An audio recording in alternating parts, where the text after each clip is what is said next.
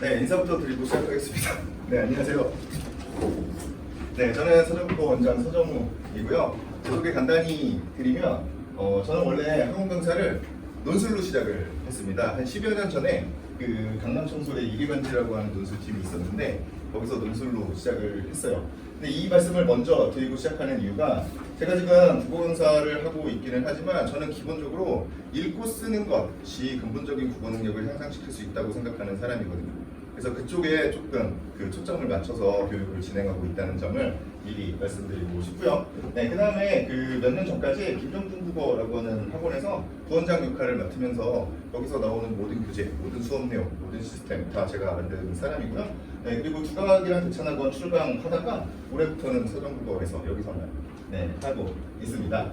네, 오늘 이 시간은 여태까지 공부를 이제 어떻게 해왔나에 대해서 한번 되돌아보고 그리고 어떤 학원들을 다녔고 얼마나 효과가 있었는지에 대해서 같이 생각을 해보면서 수능 시험이 도대체 어떤 성격을 가지고 있고 또 국어과에서는 어떤 공부를 시켜야 되는지에 대해서 좀 이렇게 같이 생각해보는 그런 시간이었으면 좋겠습니다. 네, 오늘 순서는요, 학원 간단하게 소개하고요. 그리고 교육의 목표를 잡기 위해서 수능 문제가 실제로 어떻게 나오는지 한번 확인을 해볼 거고요. 네, 그리고 여태까지 어떤 그 공교육의 어떤 교육 방식이 어떻게 짜여져 있는지 간단하게 말씀을 드린 다음에 저희 학원의 교육 과정 그리고 수업과 관련은 어떻게 진행되는지 말씀드리고 마지막으로 질문과 답변으로 마무리 짓겠습니다. 네, 학원은 뭐 간단합니다. 국어 전문 학원이고요. 수능과 넥신을 동시에 진행하고 있기는 한데 수능 쪽으로 조금 더 치우쳐져 있는 학원이라고 생각하시면 돼요. 네, 학년은 중학교 2학년부터 고등학교 3학년 때까지 구성이 되어 있고요. 그리고 이렇게 여러 구성원들이 열심히 힘을 합쳐서 일을 하고 있다는 점 정도입니다. 네, 작년에 수능이 어떤 형태인지는 조금 확인을 해보면 좋을 것 같은데요. 일단 그 확보과정문 그리고 언어와 매체로 이렇게 나눠져 있었죠. 근데 이제는 의미가 없어졌죠.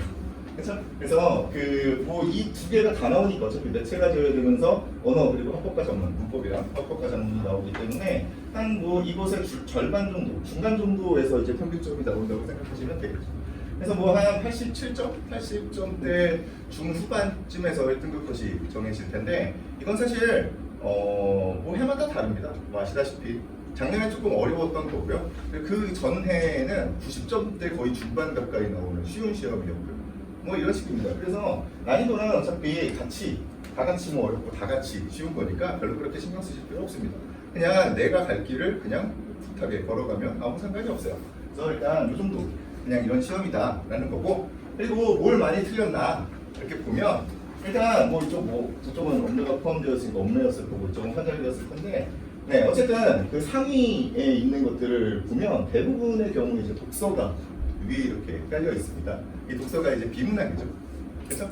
네, 그리고 업무 같은 경우는 업무가 이렇게 섞여 있고요. 화작이라고 해서 화작이 안 섞여 있냐? 그렇지도 않습니다. 네, 화작도 똑같이 이렇게 섞여 있어요. 특히 화작 마지막 문제는 전통적으로 엄청나게 많이 틀리는 문제입니다.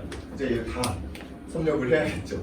네, 그래서 이제 사람들이 독서가 이제 막 어려우면 독서 특강대회가 이렇게 열리기 시작을 하고 또 얼마 전에 몇 년 전에는 갑자기 문학이 어렵게 나온 적이 있어요. 문학이 또 어려우니까 또 이제 갑자기 문학 특강들을 막 듣기 시작을 하고 이런 식입니다. 그러니까 동네에서 어떻게 이 시장이 흘러가는지를 살펴보면 되게 재밌어요. 근데 그게 재밌는 건 결국에 시험이 어려워지면 그 부분을 무언가 특화하려는 그런 시도들이 엄청나게 많이 나와요. 근데 문제는 이 시험 문제라고 하는 것은 독서든 문학이든 문법이든 간에 결국에 주어진 내용을 통해서 선지의 참거짓을 판단하는 것 뿐이거든요. 근본적으로 다르지가 않습니다. 그래서 그렇게 어떤 특강에 뭔가 이렇게 특강에 의지하기보다는 좀 이렇게 전반적인 국어 능력을 향상시키는 쪽에 집중을 해야 된다라고 말씀을 드릴 수가 있어요. 근데 어쨌든 이 시험 결과만 보면 시험 문제들이 되게 어려워 보이잖아요. 그렇죠? 이제 막 어려우니까 독서 얘기를 하면서 사람들이 이제 어떤 것들을 얘기하냐면 배경 지식이 필요하다. 그리고 어려서부터 막 책을 많이 읽어야 된다. 이런 얘기들을 하기 시작합니다. 그럼 이제 고3 학생들, 재수생 학생들 이런 학생들은 도대체 어떻게 하라는 겁니까? 갑자기 책을 많이 읽을 수도 없는 노릇이잖아요. 그렇죠? 근데 실제로 수능 시험이 그렇게 배경 지식을 요구하냐? 그렇지가 않아요. 제가 드린 자료 중에 첫 번째 있는 자료에 제가 문제를 몇 개 갖다 놨거든요. 네, 처음 이 작년에 본 문제는 그냥 나왔던 형태 그대로 갖다 놨고요. 그 이전에 나왔던 어려웠던 문제 같은 경우는 제가 편집을 한 상태로 이렇게 가지고 왔습니다. 이거 뭐 다 지금 풀어보실 건 아니고 그냥 간단하게만 볼게요. 여기 보시면 그 뒷페이지인데요. 네, 이게 그 정답률이 아까 전에 보면 거의 뭐 20몇 %죠. 오답률이 77%니까. 네, 그런 문제인데요. 그냥 어떤 얘기들이 나와 있냐면 선형 열팽창 개수라고 하는 것을 설명을 해줘요. 선형 열팽창 개수라고 설명을 하기 전에 애초에 첫 번째 문단에서 열팽창에 대해서 설명을 해주죠. 열팽창은 물체의 온도 변화에 따라서 길이나 부피가 변화하는 현상이래요. 그래서 온도가 이렇게 오르면 이렇게 뭐 이렇게 길이가 길어지기도 하고 부피가 커지기도 하고 그렇다는 얘기잖아요. 그거 중에서 길이의 변화를 수치화한 것이 선형 열팽창 개수인데 이걸 어떻게 구하냐면 온도 변화에 따른 길이 변화율을 온도 변화량으로 나눈 값이래요. 이렇게 얘기하면 어려워 보이지만 잘 생각해 보시면 온도가 1도 변할 때 길이가 얼만큼 변화하냐는 거죠. 되게 단순하죠? 네, 그리고 나서 두 번째 문단에는 그림과 같이 친절하게 설명을 하고 있는데요. 어떤 판을 두 개를 이렇게 붙여놓고요. 한쪽을 더 잘 늘어나는 애로, 한쪽을 덜 늘어나는 애로 이렇게 붙여놓으면 더 늘어나는 쪽이 더 늘어나고 덜 늘어나는 쪽은 조금 늘어나기 때문에 이렇게 쉰다는 얘기죠. 네, 그래서 저 선형 열팽창 개수라고 하는 걸 가지고서 무언가 목표를 만들어 보겠다는 거죠. 집게 같은 걸 만들어 보겠다는 그런 얘기를 하고 있습니다. 네, 세 번째 문단에 보시면 휨의 정도, 휘어지는 정도를 곡률이라고 하는 걸로 나타낸대요. 그러면 곡률이 크다라고 얘기를 한다면 많이 휘었다는 얘기죠, 그냥. 그렇죠? 많이 휠 수 있다는 얘기잖아요. 되게 단순한 얘기들을 하고 있어요. 그리고 마지막 문단에 밑에서 한 여섯 번째 줄을 보시면 외부에 가할 수 있는 힘이 소멸되는 시점은 최대 이동거리에 도달했을 때이고 이는 T가 휘는 과정에서 최대의 곡률에 도달했을 때와 같다라는 표현이 있어요. 이게 무슨 얘기냐면 그냥 최대 이동거리, 그러니까 외부에 이게 휘는 과정에서 힘을 어딘가에 이렇게 줄 수 있을 거 아니에요. 그렇죠? 근데 이렇게 휘는 힘이 없어지는 그 시점은 결국에 다 휘었을 때다라고 얘기를 하는 것뿐이에요. 됐나요? 네, 그리고 그냥 12번 문제를 보시면 돼요. 네, 12번 문제를 보니까 집게를 만들었어요. 그걸 이용해서 이렇게 휘는 성질을 이용해서 만든 거죠. 그래서 두 물질을 접합해서 두 층으로 만든 두 종류의 D인 A와 B가 있는데 두 물질의 선형 열팽창 개수의 차이가 B가 A보다 크대요. 네, 그리고 그걸 가지고서 대문자 A, 대문자 B라고 하는 집게를 만든 거예요. 그 물질을 가지고서. 그러면 B로 만든 게 어쨌든 그 두 물질을 이렇게 붙여놓은 게 선형 열팽창 개수가 차이가 크다면 더 많이 휜다는 얘기죠. 그냥 B가 더 많이 휘고 A가 덜 휜다 입니다.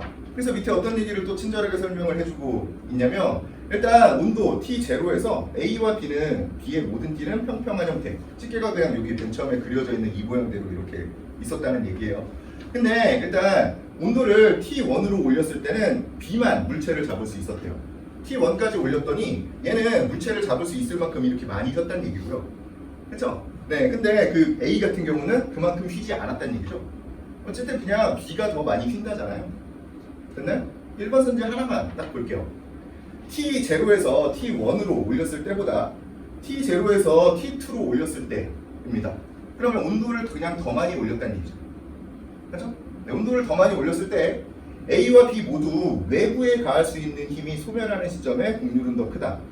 이렇게 얘기하면 되게 어려워 보이잖아요. 근데 아까 전에 외부에 가할 수 있는 힘이 소멸되는 시점에 대해서 뭐라고 얘기를 했었냐면 최대 이동거리에 도달했을 때라고 얘기를 했었죠. 그럼 그건 그 끝까지 다 휘었다는 얘기잖아요. 그렇죠? 최대한 다 휘어졌다는 얘기잖아요. 그리고 뒤에 그때의 곡률은 더 크대. 곡률이 크다는 건 결국에 많이 휘었다는 얘기죠. 맞나요? 그럼 이 문장은 이렇게 보면 되게 어려운 문장처럼 보이지만 A와 B에 상관없이 그냥 온도를 더 많이 높이면 더 많이 휘어진다 라고 얘기하는 것과 동일하죠. 맞나요? 네, 그 4비 1번 끝입니다. 네, 이래요 그냥 문제가. 이게 무슨 배경 지식이 필요해요. 그냥 읽고 풀면 되는데요. 이걸 쉽게 내 말로 내 언어로 쉽게 이해를 할 수 있느냐 없느냐의 문제라니까요. 이렇게 어렵게 나오는 얘기들을 그냥 아니 그냥 온도를 더 많이 높이면 더 많이 휠걸? 이렇게 만약에 선지를 썼다고 가정을 하면 그걸 누가 틀리겠어요? 근데 요 말과 요 말이 같은 의미라는 걸 모르는 거죠. 그럼 우리가 해야 되는 일은 그게 같은 의미라는 걸 알게끔만 해주면 되죠. 단순한 구조죠. 네, 비문학이 어렵지가 않아요. 네, 뒤에 또 문제가 있는데 둘 중에 하나만 풀어볼게요. 뒤에 두 개가 더 있거든요. 하나만 더 풀어볼게요. 10페이지 보시면 이 문제는 그 예전에 그 뭐 킬러 문항 어쩌고 저쩌고 몇 년 전에 킬러 문항 어쩌고 저쩌고 얘기하면서 신문기사에 엄청나게 많이 나왔던 그 문제입니다. 10페이지와 11페이지에 있는 2023학년도에 나왔던 비문학 질문인데 여기 개 그림 있고 네, 개딱지폭과 뭐 큰 집게발의 길이의 어떤 차이를 가지고서 얘기를 하는 건데 이 글은 그냥 간단하게 말씀을 드리면 요 몇 개의 문장만 보시면 돼요. 제가 이 두꺼운 글씨로 써놓은 두 개의 문장, 세 개의 문장 정도? 네, 정도만 보시면 되는데 위에 거과 아래 거 두 개만 볼게요. 실제로 이 글은 뭐에 대한 얘기냐면 기초대사량을 옛날에는 체중의 0.67승에 비례한다. 기초대사량은 체중의 0.67승에 비례한다라고 생각을 했었는데 근데 어떤 사람이 뭔가 이렇게 실험과 관찰을 통해서 연구를 해봤더니 아 체중의 0.75승에 비례를 하게 된다. 네, 이게 이제 결론으로 나오는 그런 글입니다. 네, 그걸 가지고서 이제 보기를 가지고 왔는데 여기 개딱지 폭을 이용해서 큰 집게발의 길이를 추정하는 거예요. 근데 이 관계가 지금 앞에서 뒷부분에 L그래프와 같은 방식으로 어쩌고 저쩌고 이런 얘기들이 나오잖아요. 이 중간에 이 L그래프를 그려서 그 관계를 체중과 기초대사량의 관계를 구하거든요. 그래서 그냥 똑같은 거다라고 얘기를 해주고 있는 거예요. 이쪽에서는 체중과 기초대사량의 관계에 대해서 얘기를 하고 있다면 이쪽에서는 개딱지 폭과 큰 집게발의 길이에 대해서 얘기를 하고 있는 거예요. 그러면 이 앞에 지문에 나와 있는 문장에서 체중에 해당하는 부분을 개딱지 폭으로 바꿔서 이해하면 돼요. 마찬가지로 그 뒤에 그 큰 집게발의 길이에 대한 부분을 기초대사량이라고 이해를 하면 됩니다. 이런 걸 우리가 추론이라고 하는 거예요. 추론하면 사람들이 되게 어렵다고 생각을 하잖아요. 그쵸? 근데 똑같은 구조를, 논리 구조를 가지고 있을 때 단어를 대체하면 네가 이걸 알아볼 수 있니? 라고 물어보는 것 정도가 추론이라는 겁니다. 네, 그래서 지금 요 마지막에 있는 제가 문장을 재구성해 놓은 요 마지막 문장만 하나 보시면 될 것 같은데 11페이지 밑에 있는 거 기초대사량은 체중이 아닌 체중의 0.67승에 비례한다. 또는 이제 그게 결국에는 체중의 0.75승에 비례한다. 로 바뀌었겠죠? 그렇죠? 네, 똑같은 구조라고 가정을 해봐요. 그러면 여기 지금 큰 집게발의 길이는 개딱지 폭에 비례한다. 또는 개딱지 폭의 X승에 비례한다. 어느 쪽이 맞겠어요? 아까 전에 체중이 아닌 체중의 0. 몇 승에 비례한다라고 되어 있었잖아요. 그럼 체중에 비례하는 건 아니죠. 그렇죠? 체중의 0. 몇 승에 비례하는 거죠. 맞죠? 마찬가지로 밑에 개딱지 폭과 그 큰 집게발의 길이로 바꿔서 이야기를 해도 큰 집게발의 길이는 개딱지 폭이 아니라 개딱지 폭의 X승에 비례한다라고 하는 이런 형태가 되겠죠. 근데 선지를 쓸 때는 요거 두 개의 순서를 바꿨어요. 1번 선지 보시면 A에 B가 비례한다 로 바꿨죠. 앞에는 B가 A에 비례한다라고 얘기를 했다가 앞에 있는 그 지문에서는 그냥 주어랑 부서 순서만 바꾸는 거예요. 그렇죠? 그러면 개딱지 폭의 큰 집게발의 길이가 비례합니까? 개딱지 폭에 비례하는 게 아니라 개딱지 폭의 0. 몇 승에 비례하는 거잖아요. 그렇죠? 그러면 비례한다고 볼 수 없겠다. 맞는 얘기죠. 네, 이렇게 푸는 거예요, 그냥. 근데 이게 그냥 뭐 이렇게 푸는 거다 약간 기술적인 측면이 아니라 잘 생각해 보면 그냥 우리가 어떤 대화를 할 때나 아니면 뭐 어떤 책을 볼 때나 그냥 되게 자연스럽게 받아들이는 그런 사고방식들이거든요. 근데 학생들이 어떤 식으로 공부를 해오고 있는지에 대해서 조금 생각을 해보셔야 된다는 거예요. 학생들이 계속해서 어떤 식으로 이제 공부를 하냐면 이건 뭐 문법이든 문학이든 뭐 비문학이든 다 똑같습니다. 그냥 엄청나게 많은 지식들을 막 이렇게 요새 뭐 암기식 뭐 이런 거 별로다라고 막 그러면서 막 세상이 변해왔는데 그럼에도 불구하고 지금 이 국어 공부를 하는 방식이 예전과 동일하다는 얘기죠. 어떤 지식이 내가 머릿속으로 무언가 완기해 놓은 지식에서 무언가 답을 계속해서 찾으려고 시도를 하는 거예요. 근데 새로운 얘기들이 나오는데 이런 걸 뭐 누가 가르쳤겠어요? 배경 지식이 필요하다고 분명히 사람들이 얘기를 하는데 기초대사량 구하는 법 가르쳐준 사람 한번 손 들어보라고 한번 얘기해보세요. 수업 시간에 이 시험 볼 때 기초대사량 구하는 방식, 그 기초대사량을 구하는 그 방식이 있는데 그게 어떻게 변해왔다, 그 역사에 대해서 가르친 사람이 세상에 어디 있겠습니까? 아무도 없죠. 실제로 이번 이 글에서 그 중간에 최소제곱법이라고 하는 계산 방법이 나오거든요. 그 부분이 그 EBS에 연계되었던 부분이에요. 기초대사량을 구하는 거랑은 전혀 상관이 없죠. 네. 그리고 가르쳐주지도 않고요. 분명히 본인들이 그 배경지식이 필요하다고 얘기를 하고 있는데 그 배경지식을 가르쳐준 적이 없다는 겁니다. 되게 희한한 일이죠. 네. 그래서 배경지식으로 접근한다라고 얘기하는 것 자체가 뭔가 말이 안 되는 얘기들을 하고 있는 거예요. 근데 이제 거기를 가시는 거죠. 재밌죠. 게다가 그러면 이제 책 팔기도 되게 좋거든요. 뭐냐면 책 자체를 요새는 이제 그 문제집 같은 것들이 어떻게 구성되어 있는 경우들이 많이 있냐면 그냥 이걸 그 앞에 있는 어떤 배경 지식을 모르면 못 풀도록 이렇게 문제를 만들어요. 그래서 해설지에는 그건 상식이다라고 얘기를 하고요. 그리고 그 상식에 대해서 뒤에 몇 페이지에 걸쳐서 해설하는 내용들이 붙습니다. 그러면 이제 페이지도 이렇게 늘어나고 팔기도 좋고 뭔가 깔끔해 보이고 뭔가 이렇게 지식도 쌓는 것 같이 보이고 좋아 보이겠죠. 근데 그게 국어 능력 향상시키는데 아무런 도움이 되지 않습니다. 스스로 판단하고 스스로 결정하는 그런 연습들을 계속해서 시켜야 된다는 거예요. 근데 만약에 뭐 이런 것도 있어요. 그러면 제가 뭐 다 양보를 한다고 쳐요 그냥. 뭐 그래 배경 지식이 있으면 좋겠지. 뭐 어휘라도 조금 더 익숙할 테니까. 그럼 배경 지식이 중요하다고 이제 가정을 해보자고요. 배경 지식이 중요해요. 그러면 그 배경 지식을 왜 저한테 배워야 되죠? 학생들이. 경제 지식을 왜 국어 시간에 와서 배워야 되냐? 제가 더 잘 가르치겠어요? 경제 선생님보다? 그럴 리가 없잖아요. 그렇죠? 제가 과학 선생님보다 과학을 더 잘 가르치겠냐고? 그럴 리가 없죠. 그러면 만약에 배경 지식이 필요하다고 가정을 하면 그 과목 선생님한테 가서 무언가를 물어보거나 아니면 거기서 무언가를 배워와라. 그 부분 어차피 뭐 파트별로 잘 돼 있잖아요. 그럼 그걸 배워와라라고 얘기를 해야지 왜 그걸 국어 시간에 가르치면서 얘기들을 하냐는 거죠. 근데 재밌는 건 그런 수업들이 인기가 많다는 거예요. 네, 저도 사실 어떤 수업이 인기가 많은지 잘 알고 있어요. 인기를 끌려면 어떻게 하면 되냐면 어떤 비문학 지문이 있잖아요. 그럼 제가 들어올 때부터 뭔가 이제 되게 똑똑한 척을 하면 돼요. 다 안다. 모든 지식을 나는 다 알고 있는 사람이다. 딱 이렇게 들어와서 뭔가 이거 별 필요도 없는 막 이제 별 얘기들을 막 하는 거죠. 경제 얘기하면 뭐 전혀 그런 얘기 나오지도 않는데 갑자기 뭐 수요복선, 공급복선 얘기하면서 얘기를 하는 겁니다. 그럼 이제 학생들이 오늘 내가 뭔가를 배워가는구나. 내가 뭔가 이제 외울 수 있는 어떤 지식을 하나 가지고 가는구나. 그럼 이제 뿌듯해하면서 갑니다. 네, 그러니까 이제 집을 팔아도 안 된다는 얘기가 나오는 거죠. 네, 다시 태어난다. 라고 다시 태어나야 된다. 이렇게 얘기를 하는 거죠. 근데 그 다시 태어나야 된다라고 얘기를 하는 게 어떻게 보면 일리가 있죠. 뭐냐면 그건 그 진짜 다시 태어나라는 얘기는 아니겠죠. 그렇죠? 그건 습관을 바꿔야 된다는 얘기입니다.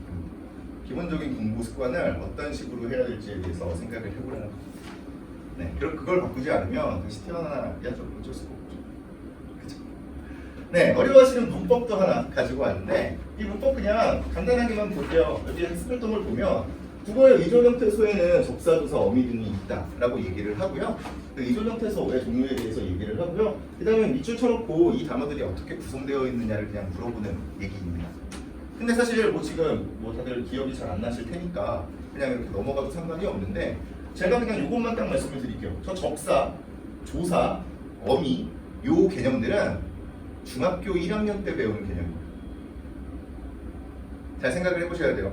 사람들은 보통 그 고등학교를 올라오면 작년까지 뭐 수없이 많이 들으셨을 거예요. 중등국어, 고등국어는 다르고 중등문법과 고등문법은 차원이 다르고 이런 식의 얘기들을 많이 들어보셨을 텐데 실제로 그렇지가 않습니다.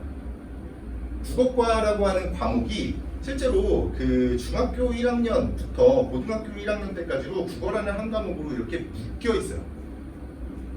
이 부분을 이해하지 못하면 진짜 다른 어떤 이상한 행동들만 하다가 이제 시간이 다 지나가는 거죠. 실제로 그렇게 시간이 지나갔을 수도 있고. 있겠죠. 그래서 어떤 교육과정이 가지고 있는 어떤 특성, 공교육이 되게 잘 짜져 있거든요.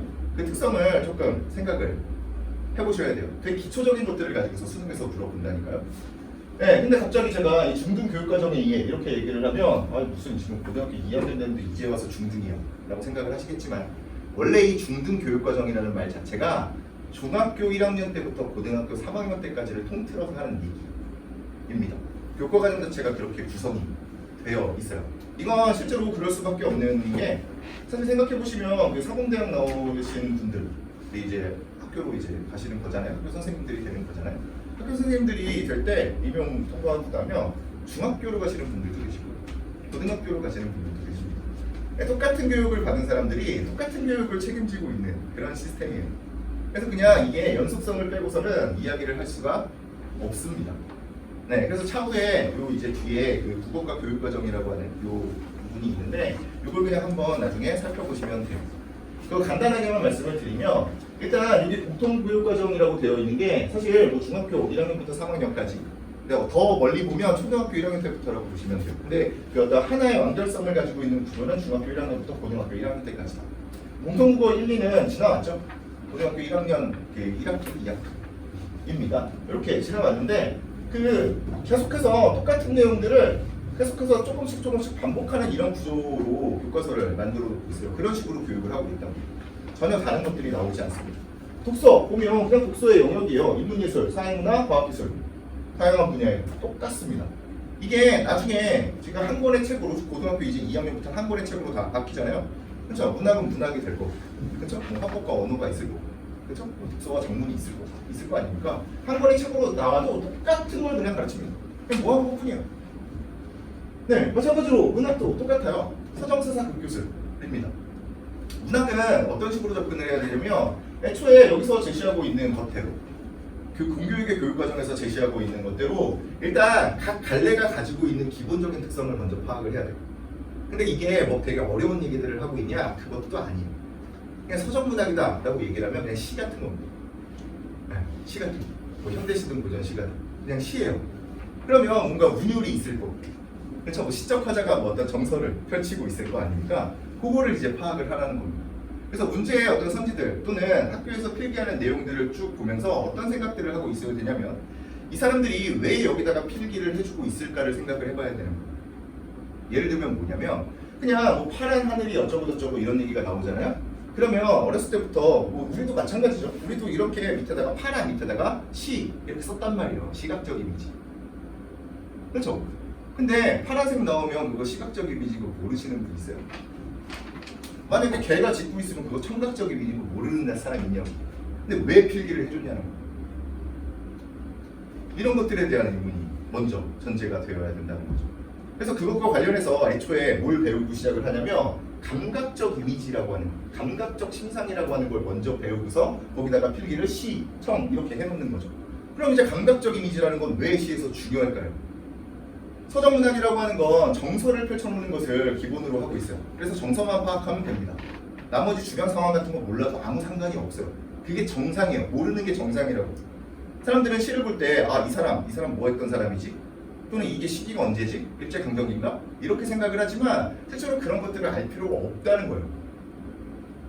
네, 그냥 작품 자체만 보고서 판단할 수 있는 것들을 판단을 하고, 그리고 나서 그게 어떤 역사적으로 무언가 의미가 있는 거면 그 뒤에서 이제 학습활동 같은 데서 얘기를 해주는 거라고요. 순서가 잘못됐죠 지금. 사람들은 일제강점기 작품 그 작가부터 보고 그 다음에 이제 작품을 보게 되는 이런 일들이 벌어집니다. 근데 어쨌든 아까 하는 얘기로 돌아가서 말씀을 드리면, 그러면 서정문학이라고 하는 건 정서를 이렇게 표출하는 것이 가장 중요한 거고, 그걸 파악하는 게 가장 중요하다면, 그러면 정서를 가장 쉽게 전달하고 가장 효율적으로 전달할 수 있는 방법은 실제로 그냥 내가 직접적으로 이야기를 하는 거죠. 그렇죠? 시적 화자가 나와서 슬프다, 참담하다 이렇게 얘기를 하면 가장 편해요. 근데 왜 감각적 이미지라는 걸 사용을 해서 굳이 표현을 하겠냐는 겁니다. 감각적 이미지는 시적 화자가 무언가 보고 듣고 만지고 느끼고 이런 것들을 그런 마음속에 어떤 그림처럼 이렇게 그려주는 거예요. 마음속에 나타나는 이미지잖아요. 그걸 이렇게 그려주면 독자가 똑같은 것을 보고 듣고 느끼는 그런 감정을 느끼게 만들어주는 겁니다. 이걸 사람들은 문학적 감수성의 영역이라고 생각할 수도 있겠지만 이건 충분히 이성적인 영역에서 판단이 가능해요. 그래서 똑같은 어떤 장면들을 보고 비슷한 감정을 이렇게 전달받는 거죠. 직접적으로 표출하면 문학성이 없잖아요.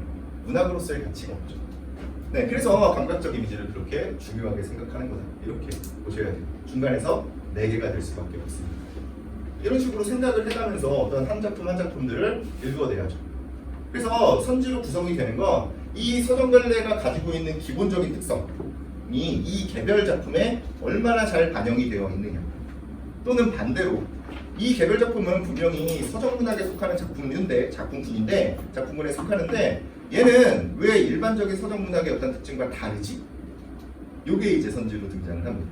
그래서 아까 전에 얘기한 것처럼 뭔가 감각적 이미지를 통해 시적 화자의 정서를 드러내고 있다든 이런 선지가 나올 수도 있고, 반대로 갑자기 이 시에서 누가 갑자기 이 사람이 어떤 사람을 불러요.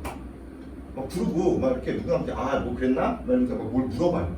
그럼 그건 특이하기 때문에 반대쪽에서 물어보는 거예요. 서정문학은 기본적으로 시적 화자의 독백으로 구성되어 있는 게 일반적이기 때문이죠. 그러면 누군가 대상을 설정해놓고 말을 건네는 방식을 사용하고 있으면 그건 특이한 점이죠. 그럼 그걸 선지로 쓰는 거예요. 되게 단순한 구조라고. 근데 사람들은 그냥 외우고 있죠.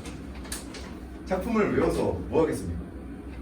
여기 계신 분들도 분명히 이제 고등학교 올라갈 때 또는 여름 방학 때 내신 수업도 듣고 내신 수업과 내신 수업 사이에 뭔가 이제 현대시 100편짜리도 들어가셨을 거고 시조를 100편을 외워야 된다는 그런 어떤 수업도 들어보셨을 거고 여러 가지 수업들을 들어보셨을 텐데 그게 실제로 최소한 내신 시험에서는 도움이 되는 거예요. 에 대해서 조금 생각을 해보실 필요가 있죠. 네, 사실 별로 의미가 없습니다. 옛날처럼 국정교과서라면 교과서의 종류가 하나라면 의미가 있죠. 그렇죠? 그 작품에 대한 기본적인 어떤 해석에서 벗어나는 해석을 가지고 올 수가 없기 때문에 그렇죠. 근데 지금은 교과서가 엄청나게 많잖아요. 그러면 어떤 학생은 어떤 작품을 배웠을 거고 어떤 학생은 어떤 작품을 배우지 않았을 거란 말이에요. 그렇죠? 그러면 당연히 그냥 아예 쌤으로 모르는 작품이 나오거나 아니면 어떤 작품이 등장을 했을 때 거기 나와 있는 내용만으로 충분히 판단할 수 있는 그런 문제들을 출제할 수밖에 없는 구조라는 거죠. 네, 되게 단순하죠. 네, 어렵지가 않습니다. 네, 또 문법은 좀 쌓여요. 네, 조금 이렇게 얘는 이렇게 한 방에 이렇게 정리를 할 수가 없는 약간 영역별로 이렇게 조금씩 나눠져 있기 때문에 한 방에 정리를 할 수는 없고 약간 처음에 만약에 중학교 때 의문의 체계에 대해서 배웠다면 소리값이 어떤 식으로 구성이 되어 있는지를 배웠다면 그 다음에 이제 고등학교 때 의문의 변동에 대해서 이렇게 배우는 거죠. 이런 식으로 구성이 되어 있다고 생각을 하시면 됩니다. 근데 어쨌든 그때도 마찬가지지만 지금도 마찬가지인데 이건 그 어떤 기본적인 용어의 정의를 기반으로 해서 각각의 어떤 부분들의 관계를 조금 판단해 보는 게 중요합니다. 그런 것들이 되지 않으면 그건 그냥 다 암기 과목이 되어버려요. 네. 게다가 진짜 어려운 부분은 사람들이 진짜 많이 문법에서 틀리는 부분은 문장 파트, 그러니까 아는 문장, 암기 문장 나오는 파트라 그리고 조어법, 그러니까 합성어, 파생어 나오는 그런 부분이거든요. 아까 전에 나왔던 문제도 사실 거기서 접사얘기가 나오면 그거 파생어와 관련되어 있는 그런 얘기입니다. 근데 그 부분은 실제로 고등학교 때 배우지는 않아요. 물론 이제 문법 시간에 이제 다시 2학년 되면 배우겠죠. 네, 중학교 때가 사실 어려운 부분들은 다 포함되어 있다는 거예요. 근데 그럼에도 불구하고 이상한 얘기들을 들으면서 여태까지 공부를 해왔죠. 그래서 이제라도 뭔가 통합적으로 사고를 해볼 수 있는 그런 어떤 시간들을 만들어 내야겠죠. 네, 그래서 수능과 내신을 이제 조금 더 비교하면서 수능의 특징을 조금 보여드릴 텐데 일단 아까 전에 처음에 말씀드린 기초 국어 지식 6가지가 있어요. 기본적인 어떤 영역이 6가지가 있었는데 아까 돌아가는 표 보셨죠?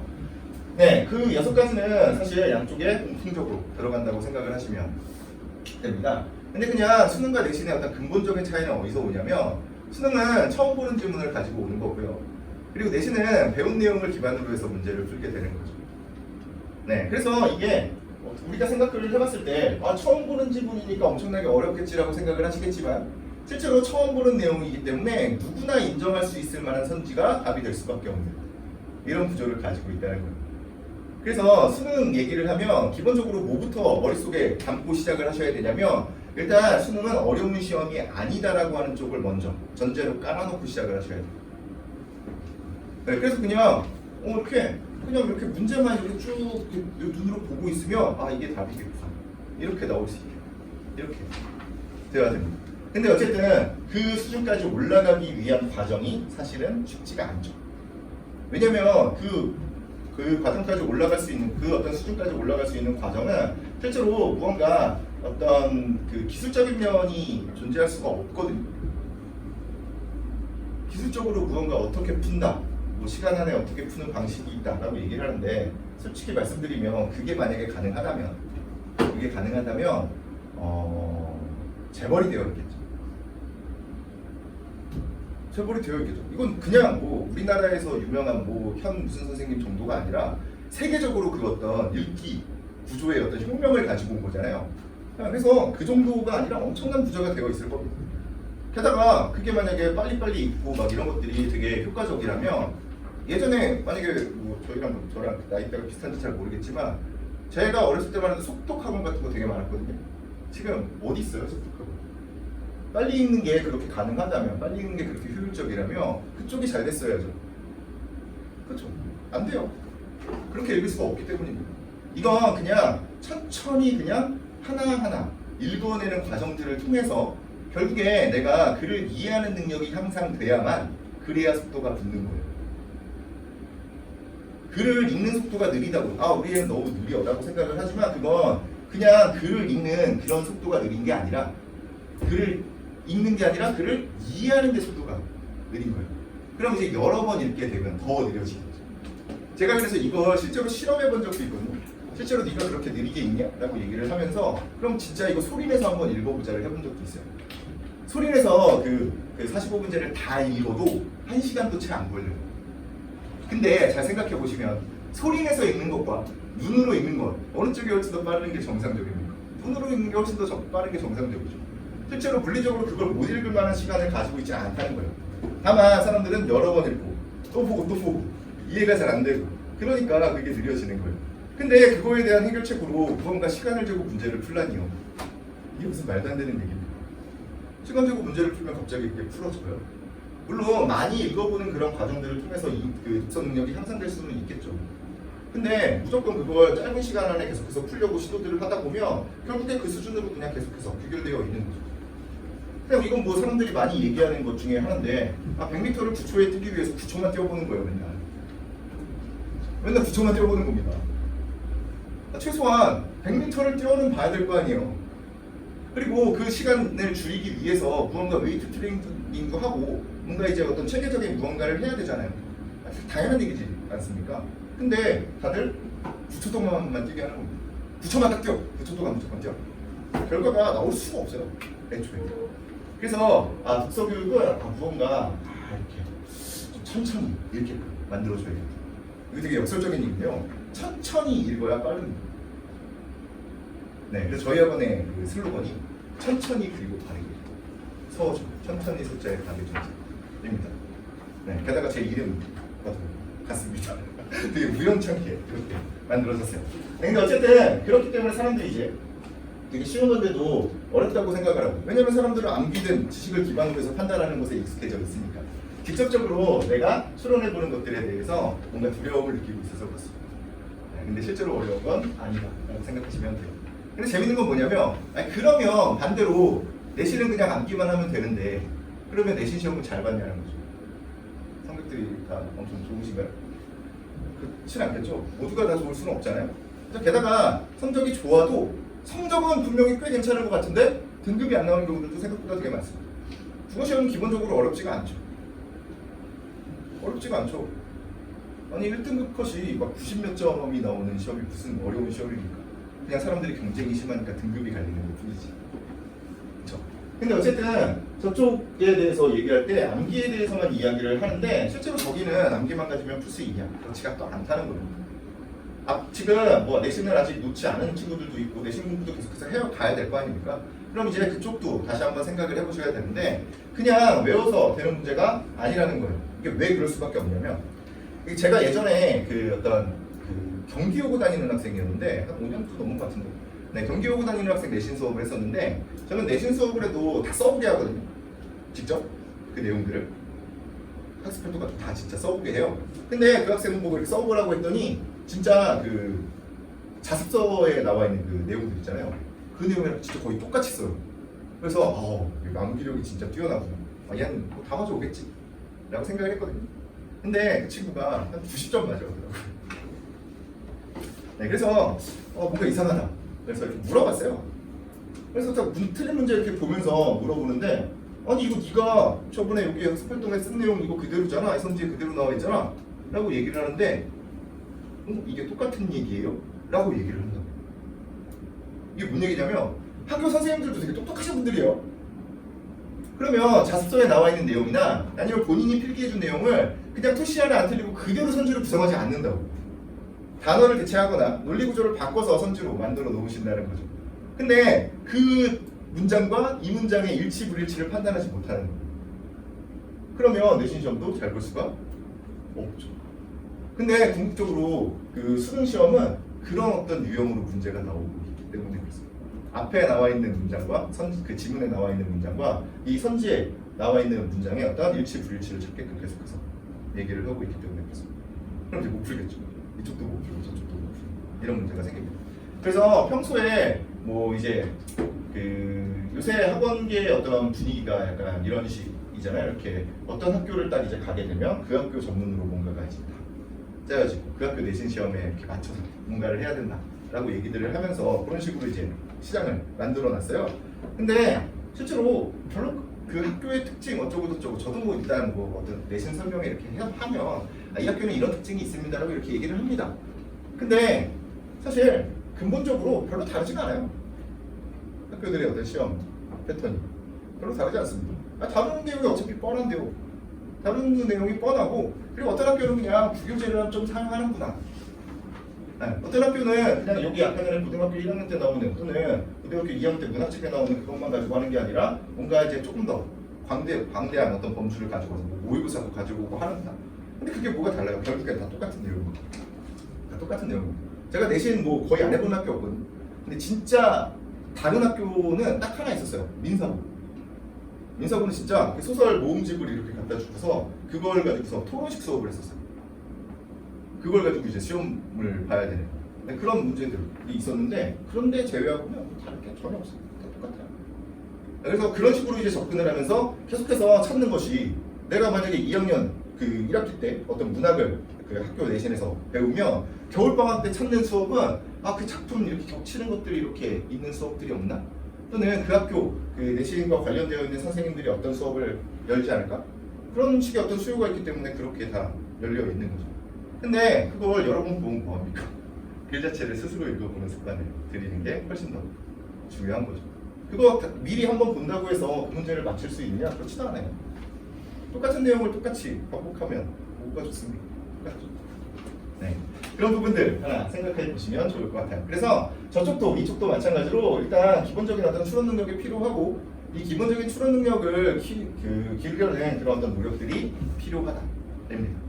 네, 그래서 그 어떤 추론 능력을 키우기 위해서 수능제재를 사용하는 것이 가장 바람직하다고 생각하는 거예요. 사실 다른 어떤 모의고사 지문들 같은 것들을 사용해도 뭐 별로 상관은 없거든요. 근데 특정 경우에 뭐 항상 그렇지는 않겠으나 특정 경우에 그 어떤 교육청 모의고사나 아니면 사설 모의고사는 특히 좀 더 심한데 진짜 배경 지식이 없으면 못 푸는 그런 문제들이 있어요. 그게 왜 그럴 수밖에 없냐면 일단 수능 문제 같은 경우는 가서 그 어떤 되게 많은 사람들이 모여서 이렇게 직접 써요. 글을 지문도 쓰고 그 지문에 맞게 이렇게 문제를 이렇게 내잖아요.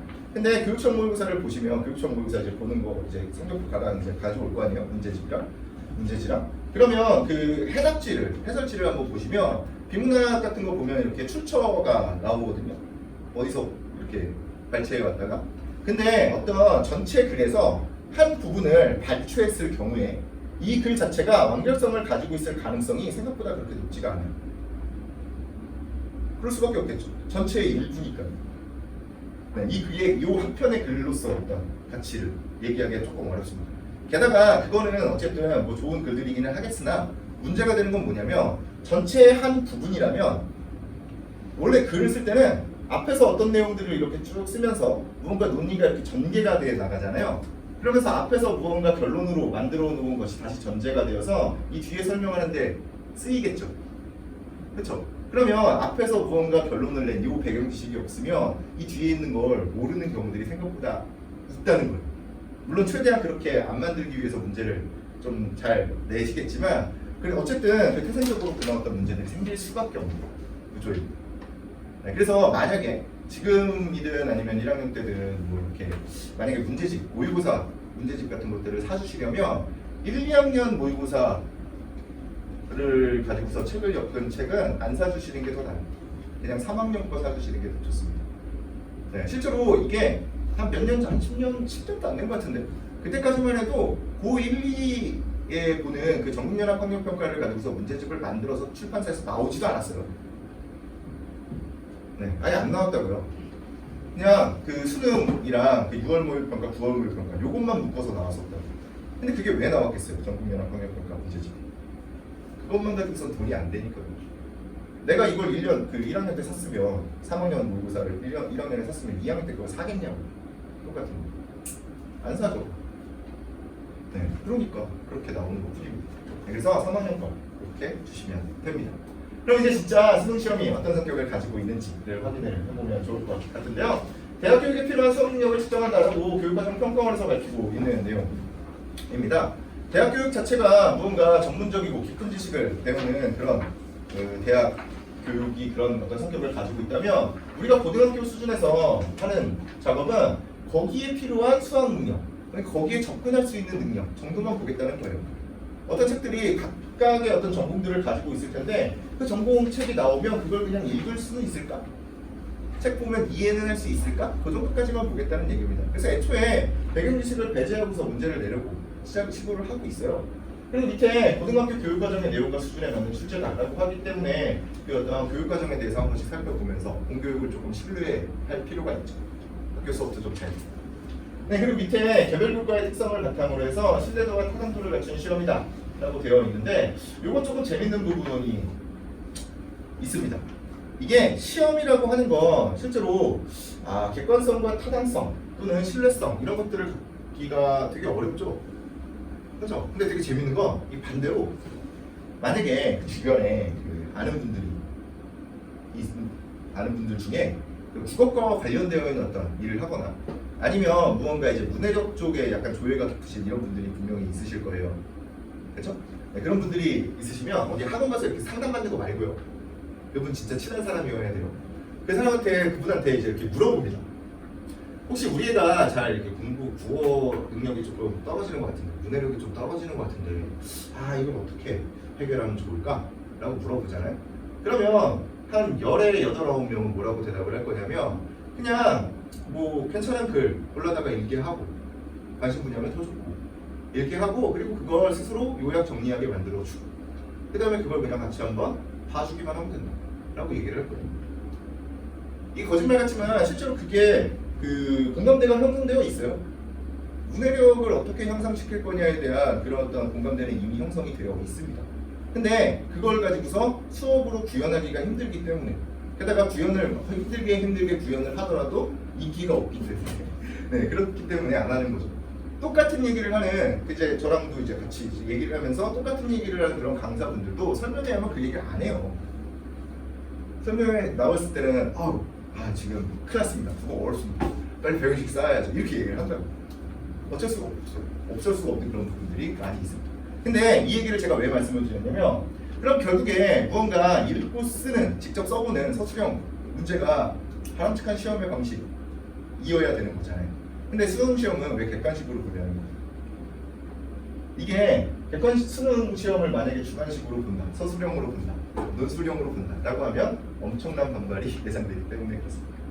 실제로 이건 제가 예전에 어떤 세미나에서 한 40명, 50명 정도가 모여서 고등학교 2학년 학생이 쓴 글 5편을 평가하는 작업을 해본 적이 있거든요. 근데 거기에 모이신 분들이 대학 교수분들도 계셨고요. 국문이나 국어 교육 쪽에 계신 분들도 계셨고요. 그리고 저 같은 학원 강사분들도 계셨고요. 그리고 학교 선생님들, 그리고 국어 교육을 전공하는 대학원생들까지 이렇게 모여서 그 작업을 해봤는데 되게 재밌게도 사실 뭐 그 평가 기준 같은 것들은 다 비슷비슷합니다. 그냥 뭐 통일성이니 일관성이니 이런 것들 있잖아요. 그냥 비슷한 얘기들을 해요. 비슷한 얘기들을 하는데 문제는 뭐냐면 등수가 달라요. 네, 등수가 다릅니다. 추우시죠? 조금만 올릴게요. 네, 등수가 달라요. 근데 그게 어떤 사람이 무언가 부족하다 뭐 이래서 그런 건 아니고 좋은 글이 어떤 글인가에 대해서는 사람들마다 조금 생각하는 게 다르기 때문에 그렇습니다. 그래서 지금 그 논술 시장도 약간 제 아는 논술 선생님들도 막 되게 재미없어졌다고 되게 그냥 어떤 단어가 들어가고 말고 어떤 내용이 들어가고 말고에 따라서 그 글의 어떤 그 성적을 결정하는 그런 패턴이라서 되게 좀 재미가 없다라고 말씀을 하시는데 근데 그것도 사실 정확하게 어떤 신뢰성과 신뢰도를 보장할 수가 없죠. 그래서 그때 그 교수님이 뭐라고 말씀을 하셨냐면 만약에 그러면 한 사람 또는 한 사람 같이 이렇게 잘 훈련되어 있는 그런 집단이 채점을 하면 되지 않을까? 이런 그 얘기를 해봤는데 근데 그것도 마찬가지인데 어떤 예를 들으셨냐면 만약에 제가 오늘 그 100편의 글을 봐요. 100편의 글을 보고서 평가를 합니다. 그래서 1등부터 100등까지를 이렇게 줄을 세워요. 그리고 나서 내일 바로 내일 그 작업을 또 합니다. 그럼 등수가 동일할까냐는 거예요. 동일하지 않겠죠. 그렇죠. 네, 고작 100명인데도 그렇습니다. 한 명이 하는 근데 고작 100명도 아니고 수만 명이고 거기에다가 엄청나게 많은 사람들이 참여를 해야 되기 때문에 사실 어려워요. 근데 그럼에도 불구하고 이 평가원에서 어떤 식으로 이제 문해력을 평가할 거냐에 대한 그런 어떤 생각들을 많이 했고 그리고 문제 속에 엄청나게 그 치밀한 논리 구조들을 만들어 놨기 때문에 수능 기출지문을 기반으로 해서 공부를 하는 게 훨씬 더 좋다라고 말씀을 드리는 거죠. 네, 조금 더 구체적으로 들어가서 아까 전에 말씀드린 그 독서 쪽인데요. 이건 다 이제 제가 뭐 하는 얘기 아니고요. 다 이제 어서 가져온 얘기들입니다. 이거 다 교과서에 나와 있는 얘기들이거든요. 일단 독서의 분야를 이렇게 세 분야로 나눠서 이야기를 해요. 이제 독서에 어떻게 접근할지를 생각을 해보시는 거죠. 근데 이렇게 인문예술, 사회문화, 과학기술 이렇게 한 덩어리씩으로 묶어서 각각에서 한 지문씩 나오는 거예요.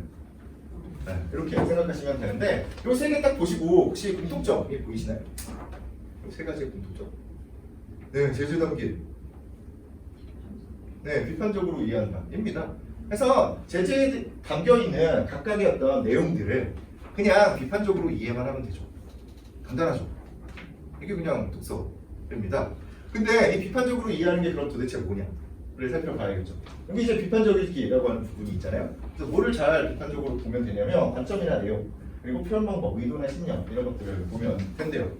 근데 여기서 하나 정도 생각을 해보셔야 되는 건 뭐냐면 사람들은 추론이다 비판이다 라고 이야기를 하면 엄청나게 어려운 거라고 생각을 하고 사실적으로 읽는다, 사실적으로 이해한다라고 얘기를 하면 이건 누구나 할 수 있는 거라고 생각을 해요.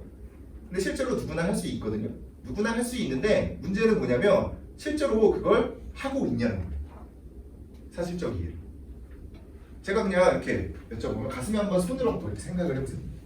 내가 어떤 글을 읽을 때 내가 가지고 있는 어떤 가치관이나 아니면 배경지식을 다 배제하고 일단 이 글을 사실적으로 받아들인 후에 그 다음에 내 가치관을 통해서 판단을 하는지. 보통 그렇지 않죠. 애초에 어떤 글을 읽을까를 선택할 때부터 가치관이 계획되어 있습니다.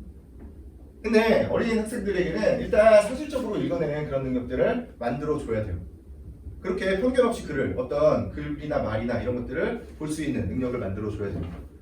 그래야 결국에 수능도 잘 볼 수가 있죠. 근데 되게 재밌는 건 뭐냐면 여기 비판적 읽기에서 다루는 이 내용들 관점이나 내용 그리고 의도나 신념 이런 것들은 결국에 중심 내용이나 주제로 구현될 수밖에 없는 거고요. 그리고 이 표현 방법은 글의 구조나 전개 방식을 통해서 실현할 수밖에 없는 거죠. 우리는 막 비판적 읽기다, 추론적 읽기다라고 되게 어려운 것들을 이야기를 하지만 실제로 우리한테 필요한 능력은 수학 능력 시험을 볼 때까지 필요한 능력은 그냥 사실적 읽기의 측면, 중심 내용이나 주제, 글의 구조나 전개 방식을 파악하는 것만 가지고서 충분히 해결이 가능하다는 얘기입니다.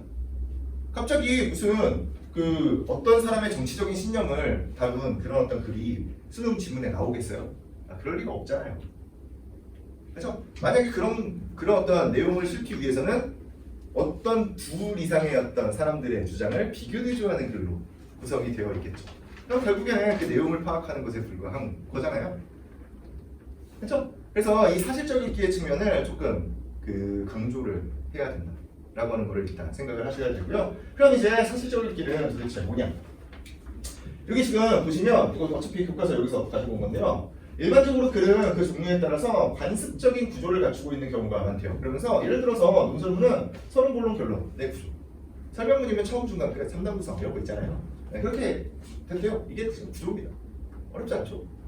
네, 그리고 밑에 각 글의 부분들은 정의, 비교, 대조, 예시, 열거, 기타 등등의 어떤 내용 전개 방식에 의해서 구성된다. 그래서 이게 내용 전개 방식 또는 구성입니다. 그래서 이것들을 그냥 파악하면 글의 주제를 정확하게 파악하는 데 도움이 됩니다. 네, 그래서 이걸 그냥 시키면 돼요. 간단하죠. 그래서 근데 만약에 이렇게 정의, 비교, 대조, 예시, 열거 이런 것들이 좀 어려운 거 아니냐라고 생각하실 수 있겠지만 이거 초등학교 1학년 때부터 비문학 지문이나 뭐가 나오면 이 글은 어떤 방식이 쓰였어가 계속해서 나오고요. 계속해서 반복적으로 나오고요. 그리고 요것들을 조금 헷갈리는 부분들, 뭐 분류냐 분석이냐 이런 것들 좀 헷갈리는 부분들을 좀 이렇게 정리하는 부분이 있는데 그 부분은 중학교 2학년 때 다루는 내용. 제가 지금 드리는 말씀은 중학교 2학년 때 공부를 열심히 안 했기 때문에 앞으로 뭔가가 어려워질 거다라고 말씀을 드리는 게 아니라 중학교 2학년도 접근할 수 있을 만큼 쉬운 거라는 걸 말씀드리고 있는 거예요. 네, 그래서 마지막으로 뭐라는 얘기가 있냐면 글 전체를 완전히 이해하려면 읽은 내용을 자신의 말로 요약하면서 종합하거나 재구성할 수 있어야 한다라고 되어 있어요. 답이 나왔죠? 끝났어요. 네, 그러면 그 뭔가 읽은 내용을 요약을 시키면 되고요. 종합하고 재구성하게 시키면 됩니다. 그리고 그걸 우리는 봐주기만 하는 거죠. 네, 직접 써보게 하고 그 써온 것을 우리가 확인을 해주고 그거에 대해서 뭔가 서로 얘기를 해보면 되는 거예요. 이게 그 어떤 글을 이해하는 기본적인 방식이고 이 방식은 사실 뭐 길게는 짧게는 몇십 년, 길게는 사실 몇천 년 동안 이어져 전통입니다. 무슨 어떤 기술적인 면이 들어가는 부분이 아니라는 거죠. 네, 만약에 나중에 진짜 시간을 줄이고 싶잖아요. 그럼 내가 생각이 딱 뚜렷하게 어떤 것에 대한 근거를 뚜렷하게 이렇게 제시할 수 있으면 그건 시간은 그냥 당연히 줄어들 수밖에 없는 그런 구조는 있어요. 뭐냐면 만약에 1번이 답이잖아요. 그럼 최소한 2, 3, 4, 5번을 안 봐도 되죠. 그렇죠? 시간을 줄일 수 있는 방법은 그거밖에 없습니다. 기술적인 부분. 근데 그것도 사실 기술적인 부분이 아니죠. 엄밀히 따지면 내가 이게 답이 확실하다는 근거를 본문에서 가지고 왔기 때문에 그렇게 뒤에 걸 안 보고 넘어갈 수 있는 거죠.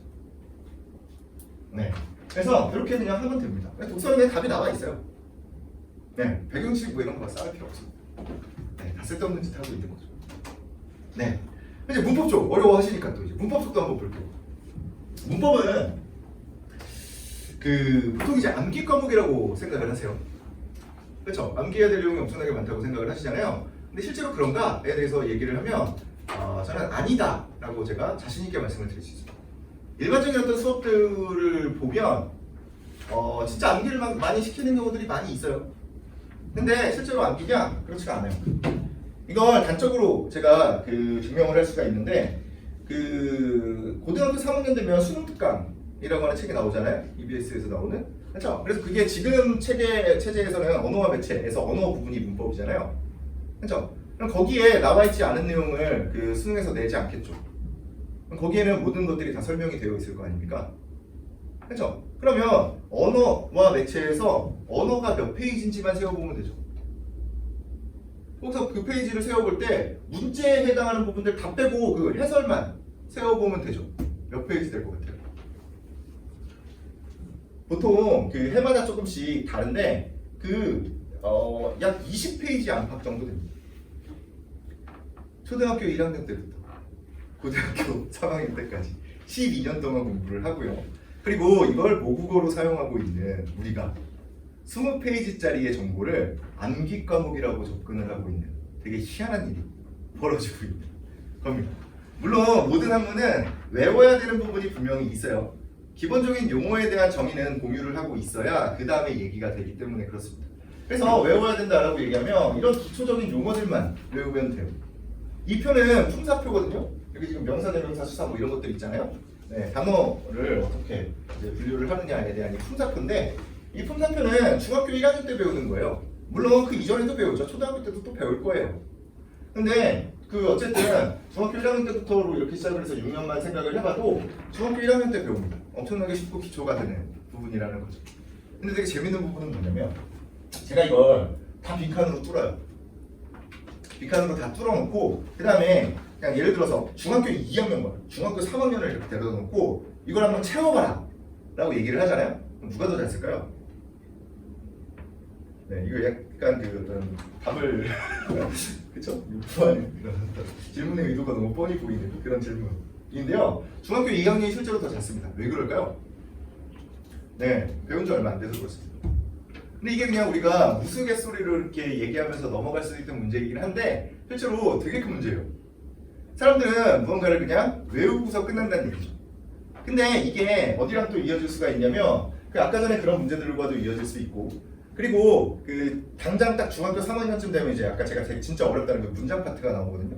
주어 서술어 뭐 이런 거부터 시작해서 뭐 아는 문장, 암기 문장, 뭐 명사절 이런 거 나오는 부분인데 거기서 일단 처음부터 주어가 뭐냐? 주어가 어떻게 실현되냐? 라고 얘기를 하면 아 여기 체언에다가 주격조사를 더해서 만들면 돼. 이렇게 얘기를 한다고. 또는 체언이 그냥 단독으로 쓰일 수도 있어. 또는 체언에다가 보조사가 붙기도 할걸? 뭐 이렇게 얘기를 합니다. 학교 선생님도 마찬가지고 다들 그렇게 얘기를 하겠죠. 근데 잠깐만 주격조사가 뭐였지? 이런 생각을 하게 되는 순간 그 뒤는 다 날아가는 거예요. 그 수업은 듣고 있을 이유가 없는 거죠. 네, 되게 희한한 얘기죠. 그럼 이제 어차피 또 시험을 봐야 되잖아요. 그럼 어떻게 되냐면 아 그래 주어는 체언에다가 주격조사가 더해진 거야. 그걸 또 이제 그림처럼 외우고 있습니다. 또 외우고 또 외우고 또 외우고 또 외우게 되는 그런 어떤 악순환이 반복되는 거예요. 그럼 이제 외울 게 많다라고 얘기하는 겁니다. 근데 그렇게 외운다고 해도 20페이지밖에 안 돼요. 근데 그 관계를 파악하지 못하면 사실 나중에 그런 문제들을 풀기가 어려운 거죠. 외웠다고 하더라도. 그래서 실제로 몇 년 전에 어떤 문제가 나온 적이 있냐면 그 숨은 그림 찾기라고 하는 단어가 있는데 숨은 그림 찾기라는 단어가 있는데 그 다 필요 없고 그냥 어느 부분만 판단하면 되는 문제였냐면 수문이라고 하는 부분과 그림이라고 하는 부분이 이어져 있잖아요. 그렇죠? 근데 수문이라고 하는 부분과 그림이라고 하는 부분이 이게 관형사랑 명사가 결합된 형태냐 또는 아니냐 요것만 판단하면 풀 수 있는 문제였어요. 됐나요? 근데 그림이 명사인 건 너무나 확실하잖아요? 그럼 결국에 수문이라고 하는 부분이 이게 관형사인가 아닌가만 판단하면 되는 문제였어요. 근데 그런 문제가 정답률이 30%도 채 안 되는 그 정도예요. 아까 전에 그런 문제들 같은 거죠. 다 그냥 되게 기초적인 것들입니다. 네, 근데 되게 재밌는 건 이게 명사, 대명사, 수사 이러면 우리가 그냥 딱 이름만 봐도 알죠. 명 그러니까 이거 이름과 관련되어 있는 걸 거고 이 대명 그러면 이름을 대신하는 거고 이 수 그러면 숫자와 관련되어 있는 거구나. 그냥 이렇게 직관적으로 딱 떠오르는데 이 관형이라는 말은 사실 이게 도대체 무슨 말인가? 좀 그렇죠. 이 관형이라는 말이 들어가 있으면 기본적으로 이 체언을 수식하는 기능을 하는 애예요. 체언을 수식하는 기능을 합니다. 근데 이름이 왜 이렇게 붙었냐면 이 관자가 갓관자를 쓰거든요. 머리에 쓰는 이 갓 있잖아요. 갓관자를 씁니다. 근데 이 모자라고 하는 게 어떤 기능을 하나를 생각을 해보면 요새야 뭐 어떤 패션 아이템으로 이렇게 쓰는 거잖아요. 근데 옛날에는 또는 뭐 지금도 마찬가지인데 지금도 뭐 군대 같은 데 가면 이렇게 별 몇 개 이렇게 붙어있는 모자는 아무나 쓸 수가 없어요. 그렇죠? 옛날에도 갓은 아무나 쓸 수 없고요. 왕관은 말할 것도 없죠. 아무나 쓸 수가 없습니다. 이 밑에 있는 이 사람의 지위나 신분을 드러내는 그런 수단이에요. 관, 모자라고 하는 거. 그래서 밑에 있는 몸, 체를 꾸미는 기능을 하는 애를 관형이라는 말을 붙이는 거예요. 됐나요? 그리고 뒤에 있는 사는 여기 다 들어가 있는 사죠. 품사라는 겁니다. 이렇게 그냥 어떤 단어가 가지고 있는 의미, 용어가 가지고 있는 의미를 조금 깊게 생각을 해보시고 시작을 해야 돼요. 그럼 이제 그 아까 전에 그 수문이 관형사인가? 에 대해서 이제 답을 해봐야겠죠. 힌트는 이 표 전체입니다. 근데 이제 그런 사람들이 이제 생각을 하는 거죠. 이게 관형사 맞나?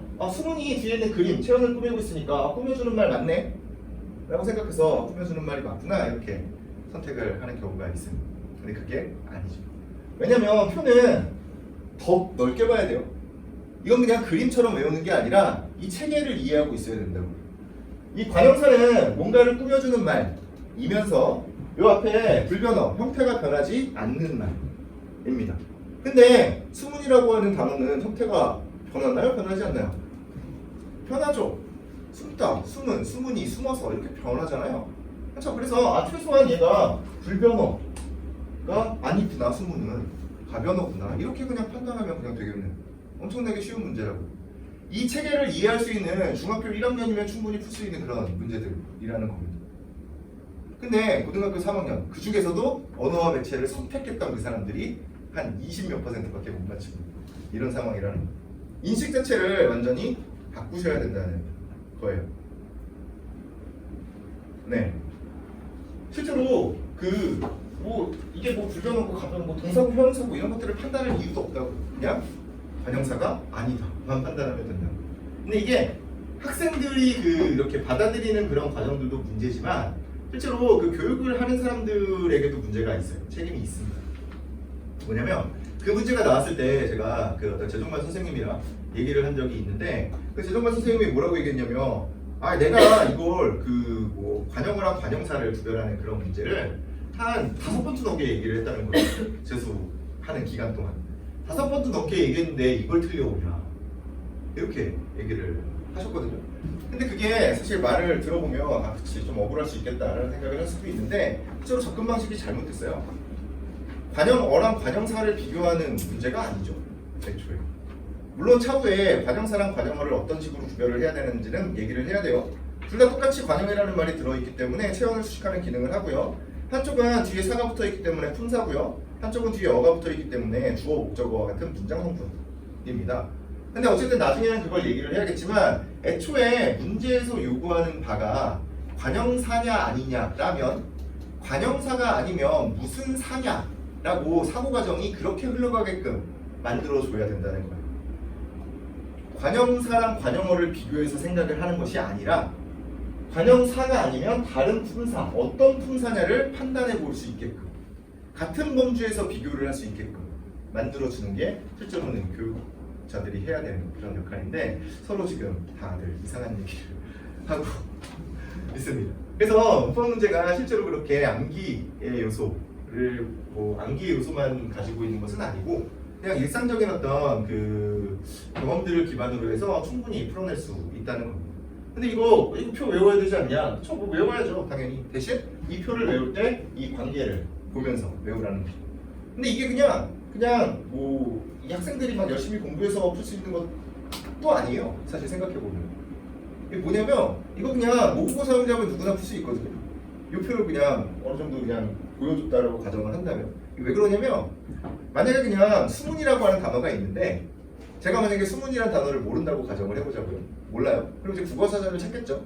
제가 국어사전을 찾을 때 수문을 찾겠어요? 제가 수문을 찾을 리가 없죠. 여러분들도 마찬가지고 학생들도 마찬가지예요. 누구나 국어사전을 찾을 때는 숫자를 찾는단 말이에요. 그렇죠? 그러면 애초에 숫자라고 하는 기본형이 수문이라고 하는 활용 의미로 바뀌었다는 걸 이미 알고 있는 거예요. 네, 모국어 사용자로서의 어떤 그 장점을 전혀 살리고 있지 못하다는 얘기입니다. 그건 애초에 교육 방식이 외워서 그 외운 내용을 끄집어내려고만 시도를 하고 있기 때문에 외운 내용들 또는 내가 정리한 내용들을 이렇게 정리해보는 그런 습관이 필요한 거죠. 네, 그럼 이제 학생과 그 선생님들만 잘하면 되냐? 또 그렇지도 않죠. 부모님들의 어떤 역할도 중요하시겠죠. 만약에 제가 이걸 오늘 품사를 다 이렇게 해설을 해요. 다 해설을 하고 제가 이제 자료를 이제 준다고 가정을 해보자고요. 자료를 주는데 이 품사에 대해서 설명되어 있는 한 25페이지짜리 어떤 자료를 주는 것과 그리고 한 페이지로 이 표를 딱 정리해서 한 장짜리로 딱 주는 거 어느 쪽을 선호하시겠냐는 거예요. 한 장을 선호하시겠죠. 대부분의 경우에 여기 요약도 잘해주고 아주 좋은 학원이구나. 네, 그게 학생들을 병들게 하고 있는 이 표를 주고 그리고 이 글을 읽어보면서 이 글을 기반으로 해서 이 표를 추론해낼 수 있도록 만들어줘야 되는 게 교육입니다. 그래서 이건 예시답안으로 주는 거예요. 이걸 실제로 읽어봐야 되는 거죠. 글. 그래서 줄글을 실제로 읽어보고 문장 단위로 써보고 하는 연습이 실제로는 훨씬 더 중요합니다. 이거 문법이든 비문학이든 문학이든 다 똑같습니다. 네, 그래서 그렇게 좀 정리를 해주셨으면 좋겠어요. 그래서 저희가 이제 지향하는 바는 어쨌든 읽고 쓰는 그런 과정들을 통해서 기본적인 어떤 추론 능력을 배양하는 겁니다. 이렇게 수능 능력이라고 얘기하면 어려운 얘기들 같지만 실제로는 그냥 간단하게 얘기를 하면 말귀를 알아듣느냐 못 알아듣느냐의 문제라고. 그래서 그냥 우스갯소리로 사람들이 한 20대 학생들이 많이 하는 얘기들이 이렇게 진짜 댓글들 같은 거 이렇게 막 달다가 진짜 말 안 통하는 사람들이 있으면 아 너 수능 국어 몇 등급이야 이렇게 얘기가 나오는 거라고. 수능 국어라고 하는 게 결국에는 그냥 말을 알아듣냐 못 알아듣냐의 차이기 때문에 그렇습니다. 네, 그래서 그런 과정들을 통해서 추론 능력을 배양할 건데 어쨌든 최대한 소통하려는 그런 시도들을 할 거예요. 수업 시간에는 계속해서 질문을 할 거고요. 네, 그리고 숙제는 다 서술형으로 쓰게 만들고 있습니다. 네, 이런 식의 구성을 취하고 있다라고 생각을 하시면 될 것 같고요. 제가 싫어하는 건 뭐 이렇게 외워라 이런 거 되게 싫어합니다. 네, 외우더라도 뭔가 반복적으로 계속해서 노출시키면서 자연스럽게 받아들이고 그걸 내가 활용할 수 있게끔 이런 식으로 만드는 게 당연하다고 생각을 해요. 그리고 기계적으로 막 문제 엄청나게 많이 푸는 거 엄청나게 싫어합니다. 그냥 문제를 차라리 안 푸는 게 나아요. 적게 풀거나 적게 푸는 게 가장 좋고요. 네, 만약에 막 엄청나게 많이 풀 거면 안 푸는 게 낫습니다. 특정 경우에 이제 제가 가끔 하는 얘기인데 그 싫어하는 책 중에 하나가 매일 3개씩 뭔가 하는 걸 되게 싫어해요. 네, 매일 3개씩 비문학도 하고 매일 3개씩 문학도 하고 매일 3개씩 문법도 하고 근데 문제는 그것만 하는 게 아니라는 거예요. 수학도 해야 되고요, 영어도 해야 되고요, 과학도 해야 되고요. 네, 학교에서 수행평가 준비도 해야 되고 못해요. 그럼 이제 어떤 식으로 사람들의 습관이 드냐? 그냥 후딱후딱 푸는, 후딱후딱 보고 후딱후딱 푸는 그런 습관이 들어요. 그러면 네, 다시 태어나야 돼요. 생기는 거죠. 근데 제가 그 책이 이상하다고 얘기를 하고 있는 건 아니에요. 그 어떤 기획 의도는 뭐 좀 그렇기는 하지만 어쨌든 뭐 편집도 깔끔하게 잘 되어 있고 보기 좋게 그리고 해설도 되게 잘 친절하게 써놨더라고요. 그래서 그걸 이용을 하시려면 뭐 매일 3개가 아니라 뭐 일주일에 한 3개 정도? 네. 뭐 하루에 뭐 하나 정도? 아니면 뭐 전 그럼 이틀에 하나? 3일에 하나? 이렇게 충분히 보고 생각해 볼 수 있는 시간을 갖도록 그리고 3학년 거 무조건 이렇게 공부를 시켜주시면 돼요. 그래서 되게 웃긴 얘기기는 하지만 제가 목표로 하고 있는 건 학생들이 학원에 안 오는 겁니다. 그럼 저도 이제 은퇴를 하면 되겠죠. 그렇죠. 스스로 충분히 할 수 있거든요. 근데 그걸 못하기 때문에 어쨌든 뭔가 이렇게 강제적인 툴을 만들거든요. 그죠? 네, 그래서 이런 식으로 구성이 그런 어떤 철학을 가지고 있다 정도 생각하시면 될 것 같습니다. 이 시간이 많이 지났으니까 좀 빠르게 갈게요. 네, 저희 학원에서 어떤 식의 수업을 진행을 하냐? 그냥 기본적으로 수능국어 전 영역을 다룰 거고요. 아까 전에 얘기했던 그 6개예요. 다 다룰 거고요. 그리고 저희가 사용하는 제재는 무조건 그 수능 기출 문제. 기본적으로 평가원에서 나오는 문제들만 가지고서 진행을 할 겁니다. 그래야 이게 여기 나와 있는 말만 가지고서 판단이 가능하기 때문에.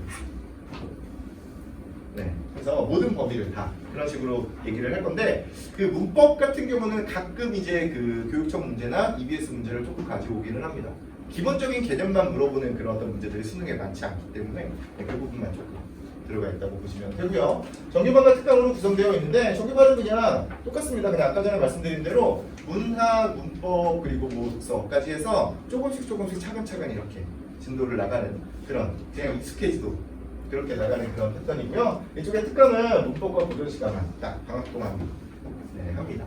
근데 이 부분은 정규반을 듣는 학생들에게는 별로 추천을 하지 않습니다. 그냥 어쨌든 성격이 좀 많이 다르잖아요. 이쪽은 한 방에 조금 정리하는 그런 성격이 강한 부분이라서 별로 추천을 드리고 있지는 않아요. 이건 보통 제가 이거 그 특강은 고등학교 3학년 학생을 대상으로 보통 하고 있습니다. 고3이나 재수생 기반으로 하고 있고요. 그래서 이제 뭐 고등학교 2학년인데 막 너무 걱정이 된다. 고등학교 2학년 정도는 뭐 이렇게 한 바퀴 돌렸으니까 한번 듣고 싶다 그러면 듣는데 정규반과 같이 듣는 건 뭐 딱히 별로 이렇게 추천드리지는 않습니다. 비슷한 내용이 겹치는 부분들도 분명히 있을 거기 때문에 그렇습니다. 네, 이번 여름에는 어떤 커리큘럼이 진행이 되나 말씀을 드리는데 일단 뭐 문법이 그냥 1년에 한 바퀴가 그냥 쭉 돌아간다고 가정을 하시면 되고요. 네, 그리고 지금 기간에는 중세국어와 조어법 쪽으로 할 겁니다. 근데 중세국어라고 하는 건 되게 뭐 중세국어 갑자기 기본적인 문법 지식을 모르는데 중세국어를 할 수 있나 이런 생각을 하시겠지만 그 맞는 말씀이시기는 해요. 그러니까 중세국어를 배우는 건 현대국어와의 어떤 비교를 배우는 거기 때문에 현대국어에서의 각 영역들의 어떤 내용들을 간략하게 정리를 하면서 그것과 중세국어가 어떻게 다른지를 계속해서 이야기를 할 겁니다. 그래서 그 현대국어에 대한 지식이 부족한데 중세국어를 듣는데 어려움이 있지 않을까라고 생각을 하실 수도 있는데 별로 그렇지는 않습니다. 어차피 같이 얘기를 해야 되기 때문에. 네, 그리고 주어법, 그 합성어, 파생어 나오는 그런 부분도 이제 진행을 할 거고요. 그리고 문학 같은 경우는 이 중세국어와 맞춰서 이 고전 시가랑 어떤 그 현대문학 작품들이 엮여 있는 그런 어떤 그 문제들을 구성을 해서 각각의 갈래가 가지고 있는 특징을 뭐 현대 문학 작품이든 고전 문학 작품이든 뭐 다르게 받아들일 이유가 없다는 점. 근데 쓰는 방식 자체가 옛날에는 중세국어로 써 있을 테니까 중세국어에 대한 지식을 바탕으로 해서 한번 읽어보자가 되는 겁니다. 이게 실제로 교육과정에서 요구하는 바거든요. 잘 생각해 보시면 작년에 어떤 일들이 벌어졌었냐면 그 고등학교 1학년 2학기 때 보통 학교마다 조금 다르긴 하겠으나 교육과정 자체가 어떻게 짜져 있냐면 중세국어, 문법 쪽에서 중세국어를 배우고요. 그리고 문학 쪽에서 그 가사 작품이 등장을 해요. 그 시조랑 비슷하게 생겼는데 되게 긴 것들 있잖아요. 관동별곡 막 이런 것들. 이게 애초에 뭘 요구하고 있는 거냐면 그 되게 기본적인 중세국어 지식을 바탕으로 해서 중세국어 지식 주는 거라고 해봐야 뭐 세종어제 훈민정음 그거 하나 주면서 거기 나와 있는 특징만 가지고서 얘기하거든요. 그 정도 지식을 가지고서 최대한 고전 시가를 읽어내라는 그런 교육 방침을 가지고 있는 거죠. 생으로 다 외우라는 얘기가 아니죠. 실제로 수능에 나오면 어떤 식으로 나오냐면 가사 작품들 같은 거 이렇게 나오고 그 다음에 진짜 어려운 말이면 바꿔서 써주거나 쉬운 말로 아니면 진짜 어려운 한자어 같은 것들은 밑에 주석을 달아주고 또는 어떤 고사를 알아야만 풀 수 있는 그런 문제라면 보기나 기타 등등의 그 이야기를 해줍니다.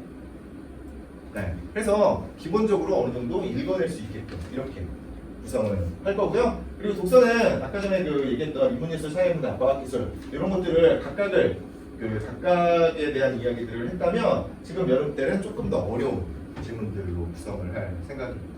근데 그냥 뭐 어렵다 이게 고난도라고 얘기를 하고 있지만 별로 그냥 오답률이 높을 뿐 실제로 읽어보면 사실 그렇게 어렵지가 않더라고요. 아까 전에 문제도 풀어보셨잖아요. 실제로는 별로 그렇게 어렵지가 않습니다. 갑자기 제가 여기서 막 이렇게 문제 한번 보시고 한번 풀어보세요 이러니까 못 푸시는 거죠. 어렵죠. 갑자기 막 당황스러우니까. 근데 집에 가서 한번 보세요. 그러면 별로 그렇게 어렵지 않습니다. 네, 그렇게 진행을 할 거고요. 그리고 여기 있는 고전 시가 같은 경우는 그냥 되게 짧은 그 시조 작품들 같은 것들을 하나씩 그냥 던져주면서 이건 뭐 외워라 뭐 이런 거 아니고요. 그냥 읽어보면서 이게 우리말이라고 하는 인식만 생길 수 있도록 네, 이렇게 할 거고요. 어미는 무조건 다 직접 찾아오는 숙제로 구성이 됩니다. 지금 나이가 몇 살일 때 내가 이거 국어사전을 찾고 앉아 있어야 되냐라고 생각을 하시겠지만 실제로 영어는 왜 찾습니까? 네, 이게 생각보다 되게 중요한 문제라서 직접 찾도록 만들고 있어요. 네, 그리고 2학기라고 되어 있는 부분은 사실 중간고사와 기말고사 사이인데요. 이 뒤쪽은 조금 더 실전적으로 계속 갑니다. 그러면서 원래는 그 중간고사랑 기말고사를 보면 그 시기에는 보통 휴강을 하거든요. 저 같은 경우 휴강을 하는데 고등학교 2학년 2학기 때부터는 휴강이 없이 쭉 진행을 합니다. 시험 보는 날 그 주 정도나 한번 쉴까? 그 정도 그냥 쭉 진행이 된다고 보시면 돼요. 네, 그게 고등학교 2학년 1학기까지는 내신 수업을 들어보는 게 사실 수능 공부하는 데도 어느 정도 도움이 됩니다.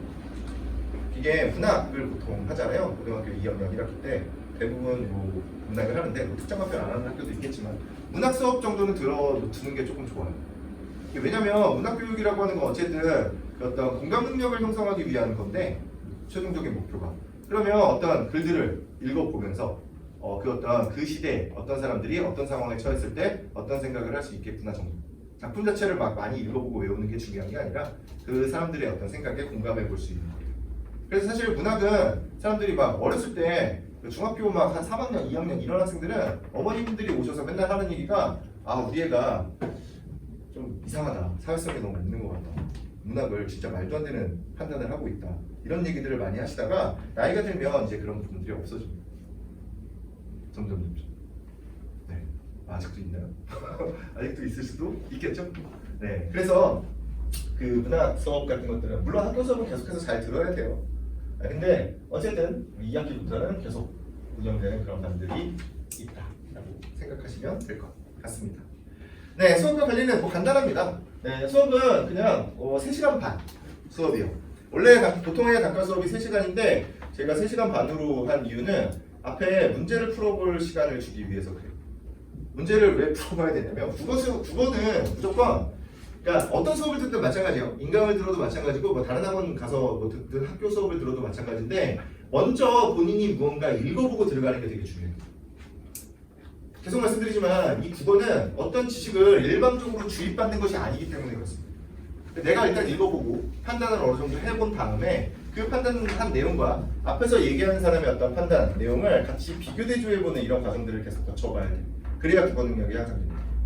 그래서 그 문제를 먼저 풀어보는 시간을 가질 거예요. 그래서 3시간 반 됩니다. 30분에서 40분 정도 문제를 풀게 합니다. 주관식과 객관식 문제를 풀 거고요. 네, 그 다음에 수업을 하고요. 수업은 오프라인 현강이 기반이 되어서 온라인으로 계속해서 그냥 동시에 송출이 되고요. 네, 그리고 그거 저장된 내용이 한 달 정도 남아 있습니다. 그럼 복습 자료로 활용하면 되고요. 네, 그리고 점검 부분은 조금 이따가 과제장 보면서 같이 드릴게요.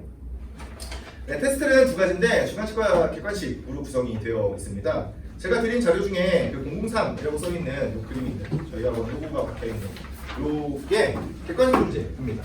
기출 문제들로만 구성되어 있는 그 객관식 문제들 샘플이에요. 이건 책으로 나가요. 네, 책으로 나가는 거고요. 그리고 뒤에 이렇게 막 물음표가 이렇게 찍혀있는 이거는 주관식 문제입니다. 네, 주관식은 뭐 되게 단순해요. 별거 없어요. 그냥 앞에 단어 본인들이 직접 숙제로 찾아온 그 어휘를 기반으로 해서 주관식 테스트가 나옵니다. 사실 주관식 테스트를 뭐 모든 학원들에서 대부분의 학원들에서 보죠. 어휘 테스트는 보통 많이들 보잖아요. 근데 어휘 테스트를 보는 방식 중에 제가 제일 편하게 할 수 있는 방법은 뭐냐면 어휘책을 만드는 거거든요.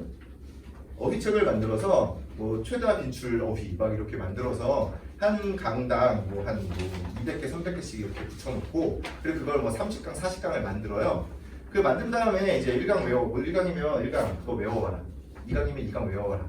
그 테스트 한 50개 볼 테니까 그 중에 한 40개 이상 못 맞으면 재시험. 이렇게 보면 제일 쉽거든요. 제일 쉽고 저한테 어떤 이득도 있냐면 책을 팔 수도 있어요. 엄청나게 많은 이익이 생기는데 근데 저는 그렇게 하는 걸 별로 추천드리진 않습니다. 이게 뭐 안 하는 것보다는 난데 시간을 어느 정도 그만큼 투자하면 그만큼 뭐 효과가 있기는 할 텐데 그게 어휘 능력이 그 향상될 때 가장 좋은 방법은 본인이 읽어본 글에 나와 있는 그 어휘를 직접 찾아본 것을 가지고서 테스트를 보는 게 가장 좋습니다. 그래서 본인 그 과제에서 본인이 찾아온 그 어떤 내용들을 기반으로 해서 주관식 시험을 본다라고 보시면 될 것 같고요. 문법은 그냥 기초적인 용어들 계속해서 반복해서 써보는 거예요. 근데 이게 몇 개 없어요. 진짜 기초적인 용어 알아야 되는 용어는 실제로 많지가 않습니다. 그래서 막 중복이 됩니다. 계속.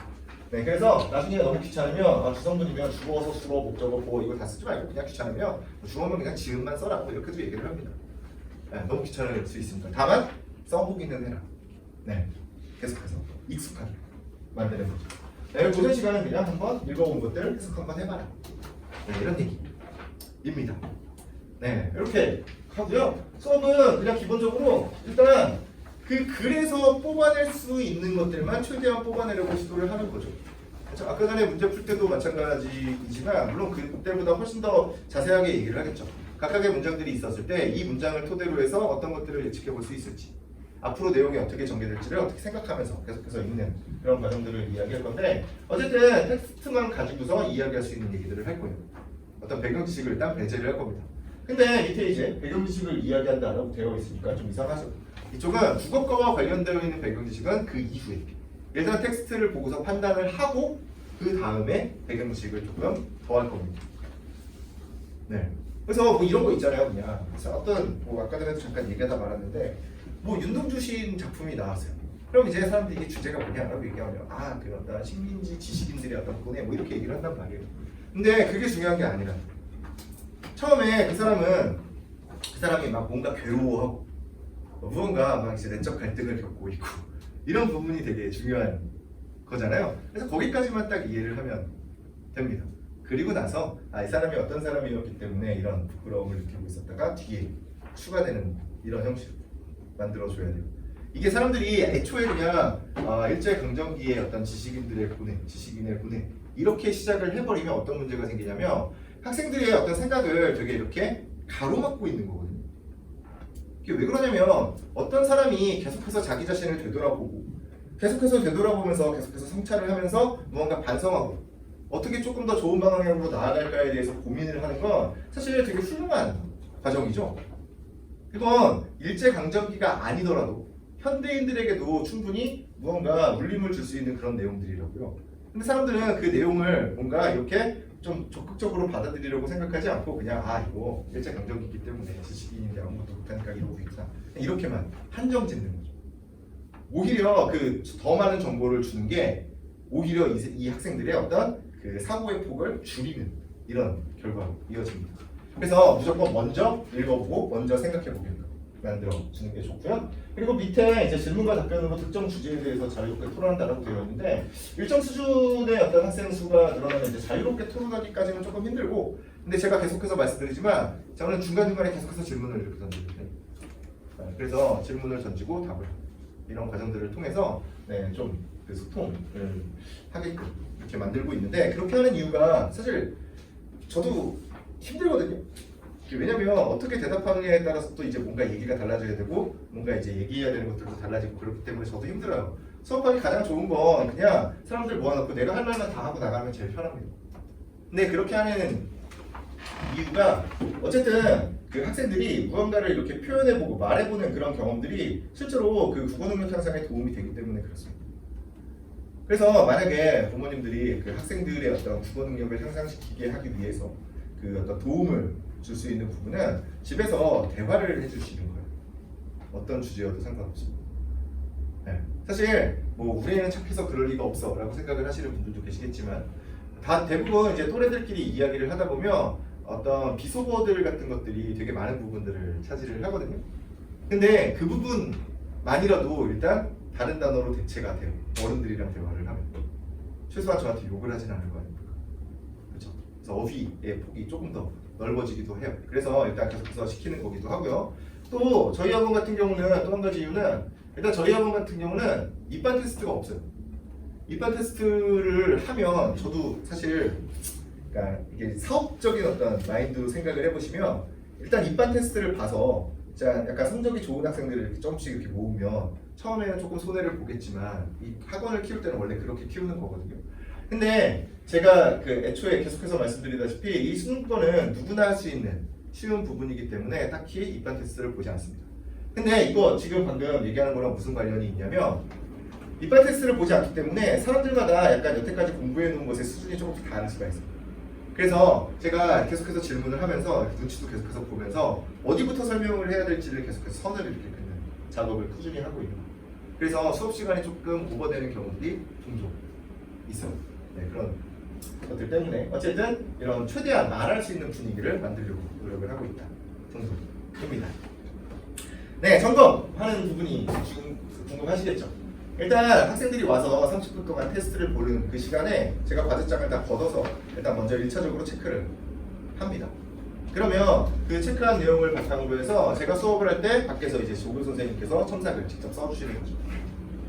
그 첨삭을 위한 그 어떤 기초적인 자료들은 이미 다 만들어져 있고요. 그걸 기반으로 해서 조교분들과 같이 미리 얘기도 나누고 그 다음에 준비를 합니다. 그리고 나서 수업이 끝난 다음에 학생이 이제 첨삭된 내용 성적표 받아갈 거 아니에요.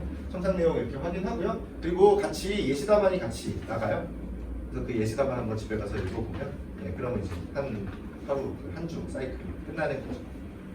그리고요 밑에 과제 중 클리닉이라고 하는 부분이 있는데 실제로 지금 과제가 다 수수령이기 때문에 좀 어려워하는 경우들이 많이 있거든요.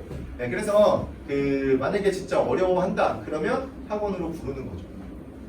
그래서 특정 학생들 같은 경우는 특히 이제 초기에 학원에 잘 적응하기 어려운 그 초기에는 그냥 제가 부모님들께 학원으로 그냥 숙제할 때 학원으로 일단 보내달라고 말씀을 드리기도 하고요. 아니면 이제 조금 익숙해진 이후에는 언제 부르냐면 그냥 무조건 뭐 일주일에 한 번 무조건 와라라고 얘기하는 건 아니고 과제가 제가 생각했던 기준에 못 미칠 때 그때는 제가 평일에 무조건 한 번씩 들으라고 얘기를 합니다.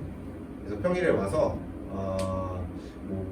잘 못했던 부분들 좀 채워보고 좀 이상했던 부분들 채워보고 제가 평일에 부르는 이유는 주말에 어쨌든 수업이 이렇게 꽉 차 있기 때문에 얘기할 시간이 없기 때문에 한마디라도 얘기를 하기 위해서 평일에 불러서 시간 약속 잡아서 이렇게 진행을 하고 있습니다. 제일 궁금하신 건 과제장일 텐데 이 과제장은 그 뒤에 그 과제장 책상 그림 있는 두 개가 있어요. 하나는 깔끔하고요, 하나는 조금 지저분하죠. 그렇죠? 네, 깔끔한 거 실제로 나가는 거 샘플이고요. 이 뒤에 있는 거 그 학생들이 숙제를 해오면 그 저희가 항상 스캔을 해서 보관을 하거든요. 스캔을 해서 보관해 놓은 것 중에 그냥 예시로 하나 가지고 있는 거죠. 네, 그렇습니다. 그래서 그냥 어떤 식으로 구성이 되어 있냐면 그냥 처음에 정답의 근거를 찾는 부분들. 네, 직접 본인들이 해설지를 쓴다 생각하고 정답의 근거를 직접 쓰는 겁니다. 연결된 문장의 형태. 네, 이래야 본인들의 어떤 근거가 확실해지고 그래야 그 어떤 나중에 시간도 줄일 수 있고요. 정답률도 올라가겠죠. 다들 이제 특히 문학 같은 거 나왔을 때 이거 그냥 감인데 그냥 당연히 뭐 이건 거 같은데 라고 생각하는 경우들이 생각보다 많은데 실제로 그런 일은 없어요. 이게 답이라고 생각을 했으면 어쨌든 그 근거가 있거든요. 근데 그 근거를 내가 설명하지 못하는 것 뿐이죠. 그럼 그걸 계속해서 설명하려고 시도를 해야 되는 그런 과정들이라고 생각하시면 됩니다. 네, 그래서 정답의 근거 무조건 직접 찾아서 써보는 거고요. 그리고 독서 같은 경우는 뭐 문장을 또 어떤 특정 문장들을 다른 문장으로 형태가 다른 같은 의미를 가지고 있는 다른 문장으로 바꿔보는 부분이고요. 그리고 그것들을 바탕으로 해서 몇 개의 문장들을 바탕으로 해서 내용을 예측해보는 과정도 있고요. 그리고 정통 요약하는 문단별로 요약하고 전체를 또 더 짧게 요약하는 그런 과정으로 구성이 되어 있습니다. 네, 만약에 문학이다 그러면 소설이 나오면 뭐 줄거리 요약을 하기도 하고요. 또는 뭐 시가 나오면 논문으로 써 있는 것을 산문으로 바꾸기도 하고요. 네, 표현법을 쓰기도 하고요. 이 사람의 정서에 대해서 추론하는 부분들도 있고, 네, 이런 식으로 무조건 다 써보게끔 구성을 하고 있습니다. 실제로 가장 중요한 부분은 사실 이 어휘를 찾는 부분이라고 볼 수가 있는데 맨 뒤에 어휘를 찾는 부분들이 몰려 있습니다. 네, 이 어휘가 그 페이지당 7개밖에 없어요. 약간 종이 낭비 같이 이렇게 보이는데 이게 그 학생 직접 해온 걸 보시면 세 줄씩 이렇게 써왔죠. 이 세 줄이 의미가 3개 있어서 세 줄을 쓴 건 아니고 의미는 딱 하나만 찾아서 오면 되는데 보시면 이거 그냥 보시면 유형이라는 그 단어에 첫 번째 모양이 있는 이렇게 써있어요. 근데 이 첫 번째는 학생이 이 단어가 무슨 뜻일지를 생각해서 써는 거예요. 그래서 여기 그 과제장 보시면 중간에 모름 막 이렇게 써 있는 것도 있어요. 네, 모르면 진짜 추론할 수 없으면 그냥 모른다고 쓰면 돼요. 네, 그리고 두 번째는 사전을 찾아오는 거죠. 사전적 정의를 써봅니다. 그럼 이 사전적 정의가 다음 주 주관식 테스트가 돼요. 주관식 테스트의 문제가 되는 거죠. 그럼 이제 학생들은 단어랑 품사를 쓰면 됩니다. 그리고 세 번째는 예문 하나 쓰는 거고요. 네, 그리고 옆에 이따유 모양형 이렇게 써 있는데 이건 이제 한자 찾아오는 겁니다. 한자 자체를 직접 쓸 필요는 없어요. 한자 자체를 직접 쓸 필요는 없는데 얘가 어떤 의미와 어떤 소리값을 가지고 있는지 정도는 확인만 해보는 거예요. 계속. 근데 이게 생각보다 되게 중요한 거거든요. 어른들은 진짜 처음 보는 단어를 봐도 이게 대충 무슨 뜻인지 알거든요. 그렇죠? 한자어에 좀 익숙해져 있기 때문에 각각의 한자어가 가지고 있는 의미를 가지고 조합을 해본다고요. 근데 학생들은 그런 문화를 잘 겪어보지 않았기 때문에 이런 것들을 그냥 한 번씩 해보는 거라고 생각하시면 됩니다. 생각보다 이게 그 어휘력 향상에 큰 도움이 됩니다. 네, 그래서 이렇게 과제를 해오면 되겠죠? 그래서 수업이 끝나면 성적표가 나가는데 성적표 이쪽은 안 메워지고 저쪽은 뭐 증명입니다. 성적이 누적 되어서 이렇게 나오고요. 그리고 뒤에는 첨삭 내용이 있습니다. 네, 성적표는 샘플이 그 맨 처음에 그 설명의 기본 자료에 있기는 해요. 찾으시면 보시면 될 것 같습니다. 근데 어쨌든 이 점수는 당장은 뭐 되게 중요한 건 아니에요. 이게 왜 중요한 건 아니냐면 일단 제가 시간을 좀 그렇게 넉넉하게 주지 못하기 때문에 그렇습니다. 네, 그래서 일단 읽어보는 쪽에 집중을 하고 있기 때문에 성적이 뭐 잘 나오는 학생도 있을 거고 못 나오는 학생도 있을 건데 조금 더 주의해서 보셔야 되는 점은 저쪽 첨삭 내용을 조금 더 주의 보시면 될 것 같습니다. 네, 어쨌든 이렇게 저희 수업이 진행된다라고 말씀을 드렸고요. 이제 질문과 답변 시간입니다. 엄청나게 오랜 시간을 이렇게 왔는데 저에게 조금만 시간을 더 주세요. 네, 자주 물어보는 질문들을 약간 정리를 해왔습니다. 간단하게 말씀을 드릴게요. 이게 과제가 다 소수령이다 보니까 과제 시간이 얼마나 걸리는지에 대해서 엄청나게 많이 궁금해 하십니다. 근데 제가 애초에 이 수업을 기획을 했을 때 어느 정도 수준으로 기획을 하고 있냐면 하루에 한 30분에서 1시간 정도를 투자해서 한 4일이나 5일에 걸쳐서 이렇게 했으면 좋겠다 그래서 총 시간을 따져보면 진짜 빠르면 2시간, 그리고 좀 오래 걸리면 한두 푼도 없이 걸리고 이런 어떤 구조를 만들어 놨어요. 그래서 사실 이거에 대해서 이것 때문에 이전 학원에 있을 때부터 엄청나게 많은 컴플레인을 들었거든요. 아, 이거 국어 숙제를 하는데 7시간이 걸린다 막 이러면서 막 그러시는 거예요. 근데 제가 이렇게 곰곰이 생각을 해보니까 네, 아무런 문제가 없는데요. 7시간이 걸리면 어떻습니까? 그렇죠. 제가 뭐 다른 과목이랑 비교하면 좀 웃기긴 하지만 수학 그 공부하는 그 과정을 생각해 보면 수학 숙제하는데 7시간만 걸릴까요? 더 걸릴 거 아닙니까? 일주일에. 그렇죠? 그리고 또 이게 만약에 7시간 동안 그 학생이 이렇게 막 이렇게 하고 있는데 딴짓하면서 7시간이 걸리면 문제가 되겠지만 이걸 진짜 머리 싸매고서 이거 한번 써보겠다고 머리 싸매고서 막 이렇게 고민하고 있는 그런 과정이라면 그것만큼 좋은 국어 공부가 없다고 생각을 하기 때문에 그래요. 네, 그래서 시간이 오래 걸리는 건 뭐 그냥 그런가 보다 라고 생각을 하시면 된다. 좋은 거죠. 네, 그리고 만약에 거기서 어려움을 느끼면 학원으로 바로바로 보내주시면 됩니다. 괜히 여기서 이거 아직까지 다 안 하고 뭐 했어 이렇게 승질을 내시면 서로 싸움 나니까 학원으로 보내주시면 됩니다. 네, 그래서 1시간은 별로 문제가 될 것이 없고요. 밑에 쓰기를 싫어하는 이과 남학생 과제를 할 수 있냐 이런 말씀을 많이 하시는데 일단 하나하나 말씀을 드리면 일단 남학생 아무 상관이 없어요. 요새는 남녀의 차이가 뭐 그렇게 크지가 않습니다. 옛날에는 이렇게 날려쓰고 글씨를 이렇게 보면 이거 남자애잖아 이렇게 생각을 했는데 그렇지 않아요. 깜짝 놀라실 겁니다. 네, 그래서 제가 이걸 증명하기 위해서 그 예시로 가지고 그 샘플이 남학생이 쓴 겁니다. 그리고 아까는 이쪽 PPT에 띄워드린 이쪽이 여학생이 있습니다. 네, 그렇게 구성을 했어요. 그래서 남학생 아무 문제 아니고요. 그 이과적 성향을 가지고 있는 학생, 네, 아무 상관없어요. 네, 사실 저는 이과 성향을 가지고 있는 학생이 더 유리하다고 생각해요. 그러니까 만약에 무언가 감상적인 글을 써야 된다면 문과생이 유리하겠으나 제가 쓰라고 하는 글은 그냥 요약하고 정리하고 근거되고 이런 것들입니다. 네, 그래서 어떤 논리적인 구조를 만드는 거기 때문에 네, 그 이과 학생들이 불리할 이유가 하나도 없어요. 이과 학생들이 맨날 수학 문제들을 이렇게 풀고 있는데 수학 문제를 푸는 과정이 실제로 이렇게 등호를 이렇게 놓고 양쪽에 수식을 쓰잖아요. 그리고 밑에 비슷한 문장들을 이렇게 계속해서 쓰잖아요. 이 하나하나의 문장이거든요, 원래. 그래서 위에 있는 문장이랑 밑에 있는 문장이 실제로 의미가 동일하거나 포함 관계를 가지고 있는 그런 문장이에요.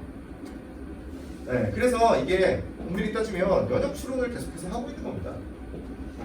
네, 그걸 연역 추론이라고 하고 그래서 아무런 문제가 생기지 않는다. 네, 앞에 이제 쓰기가 싫어하는 게 하나 남았는데 저건 그 제가 한 10여 년 동안 저 얘기가 나오면 무조건 이렇게 고개 숙여 사과드립니다. 죄송합니다. 쓰기를 싫어하는 제가 어떻게 할 수 있는 방법이 없어요. 네, 이건 사실 쓰는 과정은 누구나 조금 일단 귀찮고요. 그리고 무언가 막히는 부분이 있었을 때 뭔가 짜증이 납니다. 그리고 뭔가 이제 계속해서 누군가를 탓하게 되죠. 그렇죠? 네, 뭐 필자를 탓하는 경우도 있고요. 나 자신을 탓하는 경우도 있고요. 뭐 이걸 숙제를 낸 저를 탓하는 경우도 있고 여러 가지 경우가 있는데 어쨌든 되게 짜증나고 답답한 경험이기 때문에 싫어할 수밖에 없어요. 근데 이건 그 해보는 것과 안 해보는 것은 엄청나게 큰 차이가 있기 때문에 좀 강제적으로도 어쩔 수 없이 저희가 이렇게 그 수업을 이런 식으로 구성을 할 수밖에 없다는 점 좀 이해를 해주셨으면 좋겠습니다. 실제로 제가 글은 진짜 많이 써보게 했거든요, 사람들한테. 이건 그 옛날에 논술하던 그 학생들부터 그리고 또 이제 이거 숙제를 그 해오는 이제 고등학생들 또는 중학생들 엄청나게 많이 받고 심지어는 학원 선생님들한테도 써보라고 얘기했거든요. 예시답안 써야 되잖아요. 그렇죠? 예시답안 써야 되면 제가 뭐 평생 동안 따라다니면서 다 써줄 수는 없잖아요. 그래서 자립심을 키워줘야 되잖아요. 한번 써봐라. 써보세요. 이렇게 얘기를 합니다. 그러면 이제 뭐 학생들도 그렇고 학원 선생님들도 마찬가지고 학생들은 그냥 선생님 저 이거 알아요. 이거잖아요. 이러면서 이제 말로 대충 넘어가려고 하고 학원 선생님들 같은 경우에는 내가 이걸 못 쓰겠냐. 내가 지금 그거 강사 짬바를 몇 년인데 이걸 못 쓰겠어. 다만 내가 좀 시간이 없어서 못 적어요. 이런 핑계들을 근데 재밌는 건 직접 그 사람이 무언가를 다 써본 그런 경험을 가지고 있지 않은 그런 선생님들은 실제로 국어 능력이 별로 그렇게 좋지가 않아요. 향상이 안 됩니다. 물론 애초에 그냥 되게 천재적인 사람들도 분명히 있지만 근데 그게 그 일반적인 사람들 같은 경우는 국어 능력이 전혀 향상이 안 되더라고요. 그럼 이제 어떤 일들이 벌어지냐면 어떤 수업을 준비하기 위해서 이 글을 그냥 사실 수능 수업 준비는 사람들이 이제 수능 수업하면 되게 대단한 사람인 것처럼 이렇게 얘기를 하지만 실제로 수능 수업 준비는 시험지 한 장만 있으면 돼요. 시험지 한 장만 있으면 되고요. 또 뭐 하나가 더 필요하다면 국어사전 정도 하나 더 있으면 충분히 수업 준비가 가능합니다. 근데 이제 그게 불가능하기 때문에 계속해서 다른 자료들을 찾아봅니다. 그리고 무언가 뭐 시험 한번 보고 나면 총평 나오기를 기다리고 있고 본인이 판단을 하지 않고 뭐 이런 식의 어떤 사람들이 돼요. 학원 선생님들. 그럼 이제 또 이제 배경지식 얘기하고 배경지식이 있어야만 본인은 풀 수 있어요. 네, 그런 얘기들이 됩니다. 그래서 이건 무조건 직접 써보는 게 가장 중요하죠. 잘 못 쓰겠죠, 처음에 당연히. 처음부터 어떻게 잘 씁니까? 네, 근데 하나하나 써보는 그런 과정들. 이거 사람들은 막 문제집이 몇 권씩 넘어가는데 아, 나 너무 뒤처지는 거 아니야? 라고 생각하시겠지만 그렇지가 않다는 거. 문제집만 그렇게 계속해서 풀어서 몇 번 이렇게 푸는 학생들이 결국에 성적이 그렇게 잘 나오는 경우가 별로 없죠. 그렇죠? 애초에 잘하던 학생이 문제집을 푸는 거예요. 네. 시간 안에 그냥 푸는 거예요. 그래서 쓰는 건 어쩔 수 없이 해보는 게 가장 좋다. 못하더라도 못해도 상관없으니까 그냥 자신 있게 써보는 게 좋다. 네, 밑에 어려서 책을 많이 안 읽었어도 상관없나 이런 말씀들 많이 하시는데 네, 전혀 상관없어요. 그러니까 책을 많이 읽었을 때 뭐 장점이 있을 수 있죠. 바람직한 어떤 독서 교육을 받는 학생 또는 바람직한 독서 습관을 가지고 있는 학생들에게는 엄청난 메리트가 됩니다. 그건 제가 부정할 수가 없어요. 근데 그게 뭔가 잘못된 독서 습관을 가지고 있는 것보다는 차라리 안 읽는 게 훨씬 더 좋습니다. 대표적인 어떤 잘못된 독서 습관은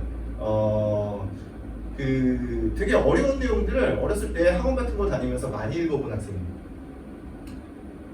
그게 소화해낼 수 있으면 괜찮겠으나 대부분의 어떤 커리큘럼들을 보면 소화할 수 없게끔 만들어놓거든요. 진짜 어려운 책들을 400페이지, 500페이지짜리 책을 2주 안에 보고요. 그리고 2주 안에 보고 나서 그거에 대해서 무언가 테스트들을 봅니다.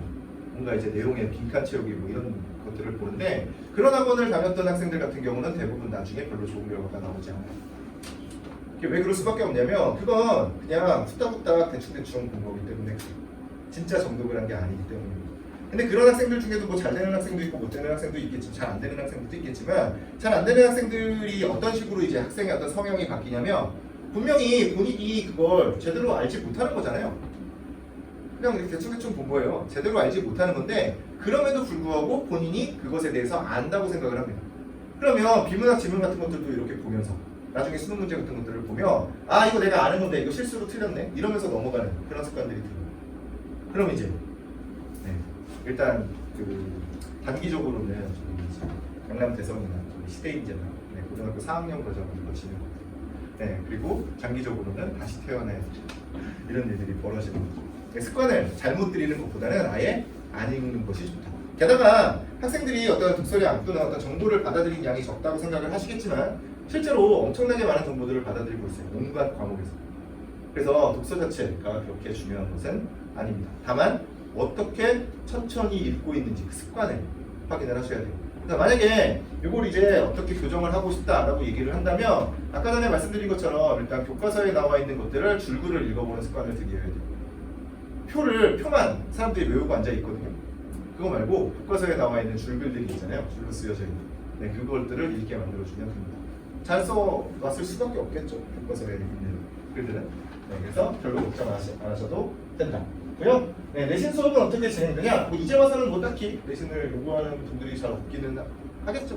근데 만약에 뭐 내신이 필요하다 그러면 뭐 요 시간대 저희가 이제 시간대를 이렇게 딱 월요일 저녁이랑 토요일 저녁으로 이렇게 구성해 보고 있는데 요 시간대 만약에 필요하면 하는데 지금 휴강이 없어서 이때 시간을 할 수가 없잖아요. 그래서 평소에 뭐 이렇게 열면 되기는 하는데 대부분 그걸 요청하지도 않고요. 그리고 제가 그 수업을 안 하면 만약에 수업이 개설이 안 되면 그냥 학생들이 그 다른 학원 다니거나 아니면 혼자서 공부를 할 수 있을 때 필요한 자료들 같은 것들은 제가 제공을 하고요. 그리고 그 시험 보기 전에 시험 좀 불안하다 그러면 시험 보기 전에 약속을 잡아서 같이 뭐 이렇게 시험 공부해온 거 가지고 와서 같이 이렇게 좀 얘기해보는 그런 시간을 갖고 있습니다. 그래서 그걸 이렇게 몇 사람들을 이렇게 묻다 보니까 아 내가 이거 수업을 할 걸 그랬나 이런 생각이 좀 들기는 하는데 근데 그게 차라리 나은 것 같아요. 그래서 고등학교 1학년 같은 경우는 뭐 한두 학교 정도 어차피 그때는 휴강을 하니까 또는 1학년 때까지는 휴강을 하니까 내신 수업도 진행이 가능한데 이때는 거의 불가능해서 보통 이제 약속 잡아서 이야기를 하는 쪽으로 이 자료는 충분히 제공할 수 있습니다. 이렇게 구성이 되어 있다고 생각하시면 됩니다. 네, 마지막으로 저 고등부 같은 경우는 저 K 국어원이랑 비슷한 수업이냐는 질문들을 너무 많이 하시는데 아까 전에 여태까지 들어보셨겠지만 네, 비슷한 어떤 구조를 가지고 있을 수밖에 없는 태생이 저에게서 나온 거기 때문에 네, 비슷할 수밖에 없겠죠. 어차피 그 어떤 폼을 다 이 시스템을 기획한 게 저기 때문에 그리고 그 내용도 다 써놓은 게 저기 때문에 그럴 수밖에 없는 거라고 생각하시면 근데 뭐 사실 차이가 많이 생겼겠죠. 제가 뭐 요새는 알 수가 없으니까 거기는 뭐 설명회를 해도 영상을 공개하지만 그러니까 뭐 알 수가 없기는 한데 만약에 비슷하다면 비슷한 방향으로 가고 있다면 뭐 일단 공개되어 있는 제 정보가 셌을 가능성이 훨씬 더 크지 않을까 이런 생각을 합니다. 네, 어쨌든 뭐 비슷한 어떤 면이 있던. 근데 지금은 좀 많이 달라졌을 거고, 네, 달라지고 나서 어쨌든 뭐 얘기하는 강사가 다르기 때문에 성향이 조금 다르게 진행이 될 거다. 그리고 근본적인 차이는 인원수가 그쪽은 많고 이쪽은 좀 적다 정도. 네, 입니다. 네, 그래서 네, 어떤 쪽이 더 효율적일지에 대해서는 그냥 생각을 해보시면 되고요. 뭐 자세한 얘기가 궁금하시면 나중에 저거 끄고서 잠깐 말씀을 하시면 될 것 같습니다. 네, 어쨌든 여기까지 제가 준비한 부분이고요. 네, 시간이 엄청나게 오래 걸렸죠? 그죠? 네, 어쨌든 그 오늘 시간이 그 어떤 식으로 교육을 시켜야 될지 뭐 저희 학원을 다니고 말고의 문제가 아니라 어떤 식으로 이제 공부를 시켜야 될지에 대한 어떤 방향을 잡는데 조금이나마 도움이 되었었으면 좋겠습니다. 네, 어쨌든 여기까지 하겠습니다. 감사합니다.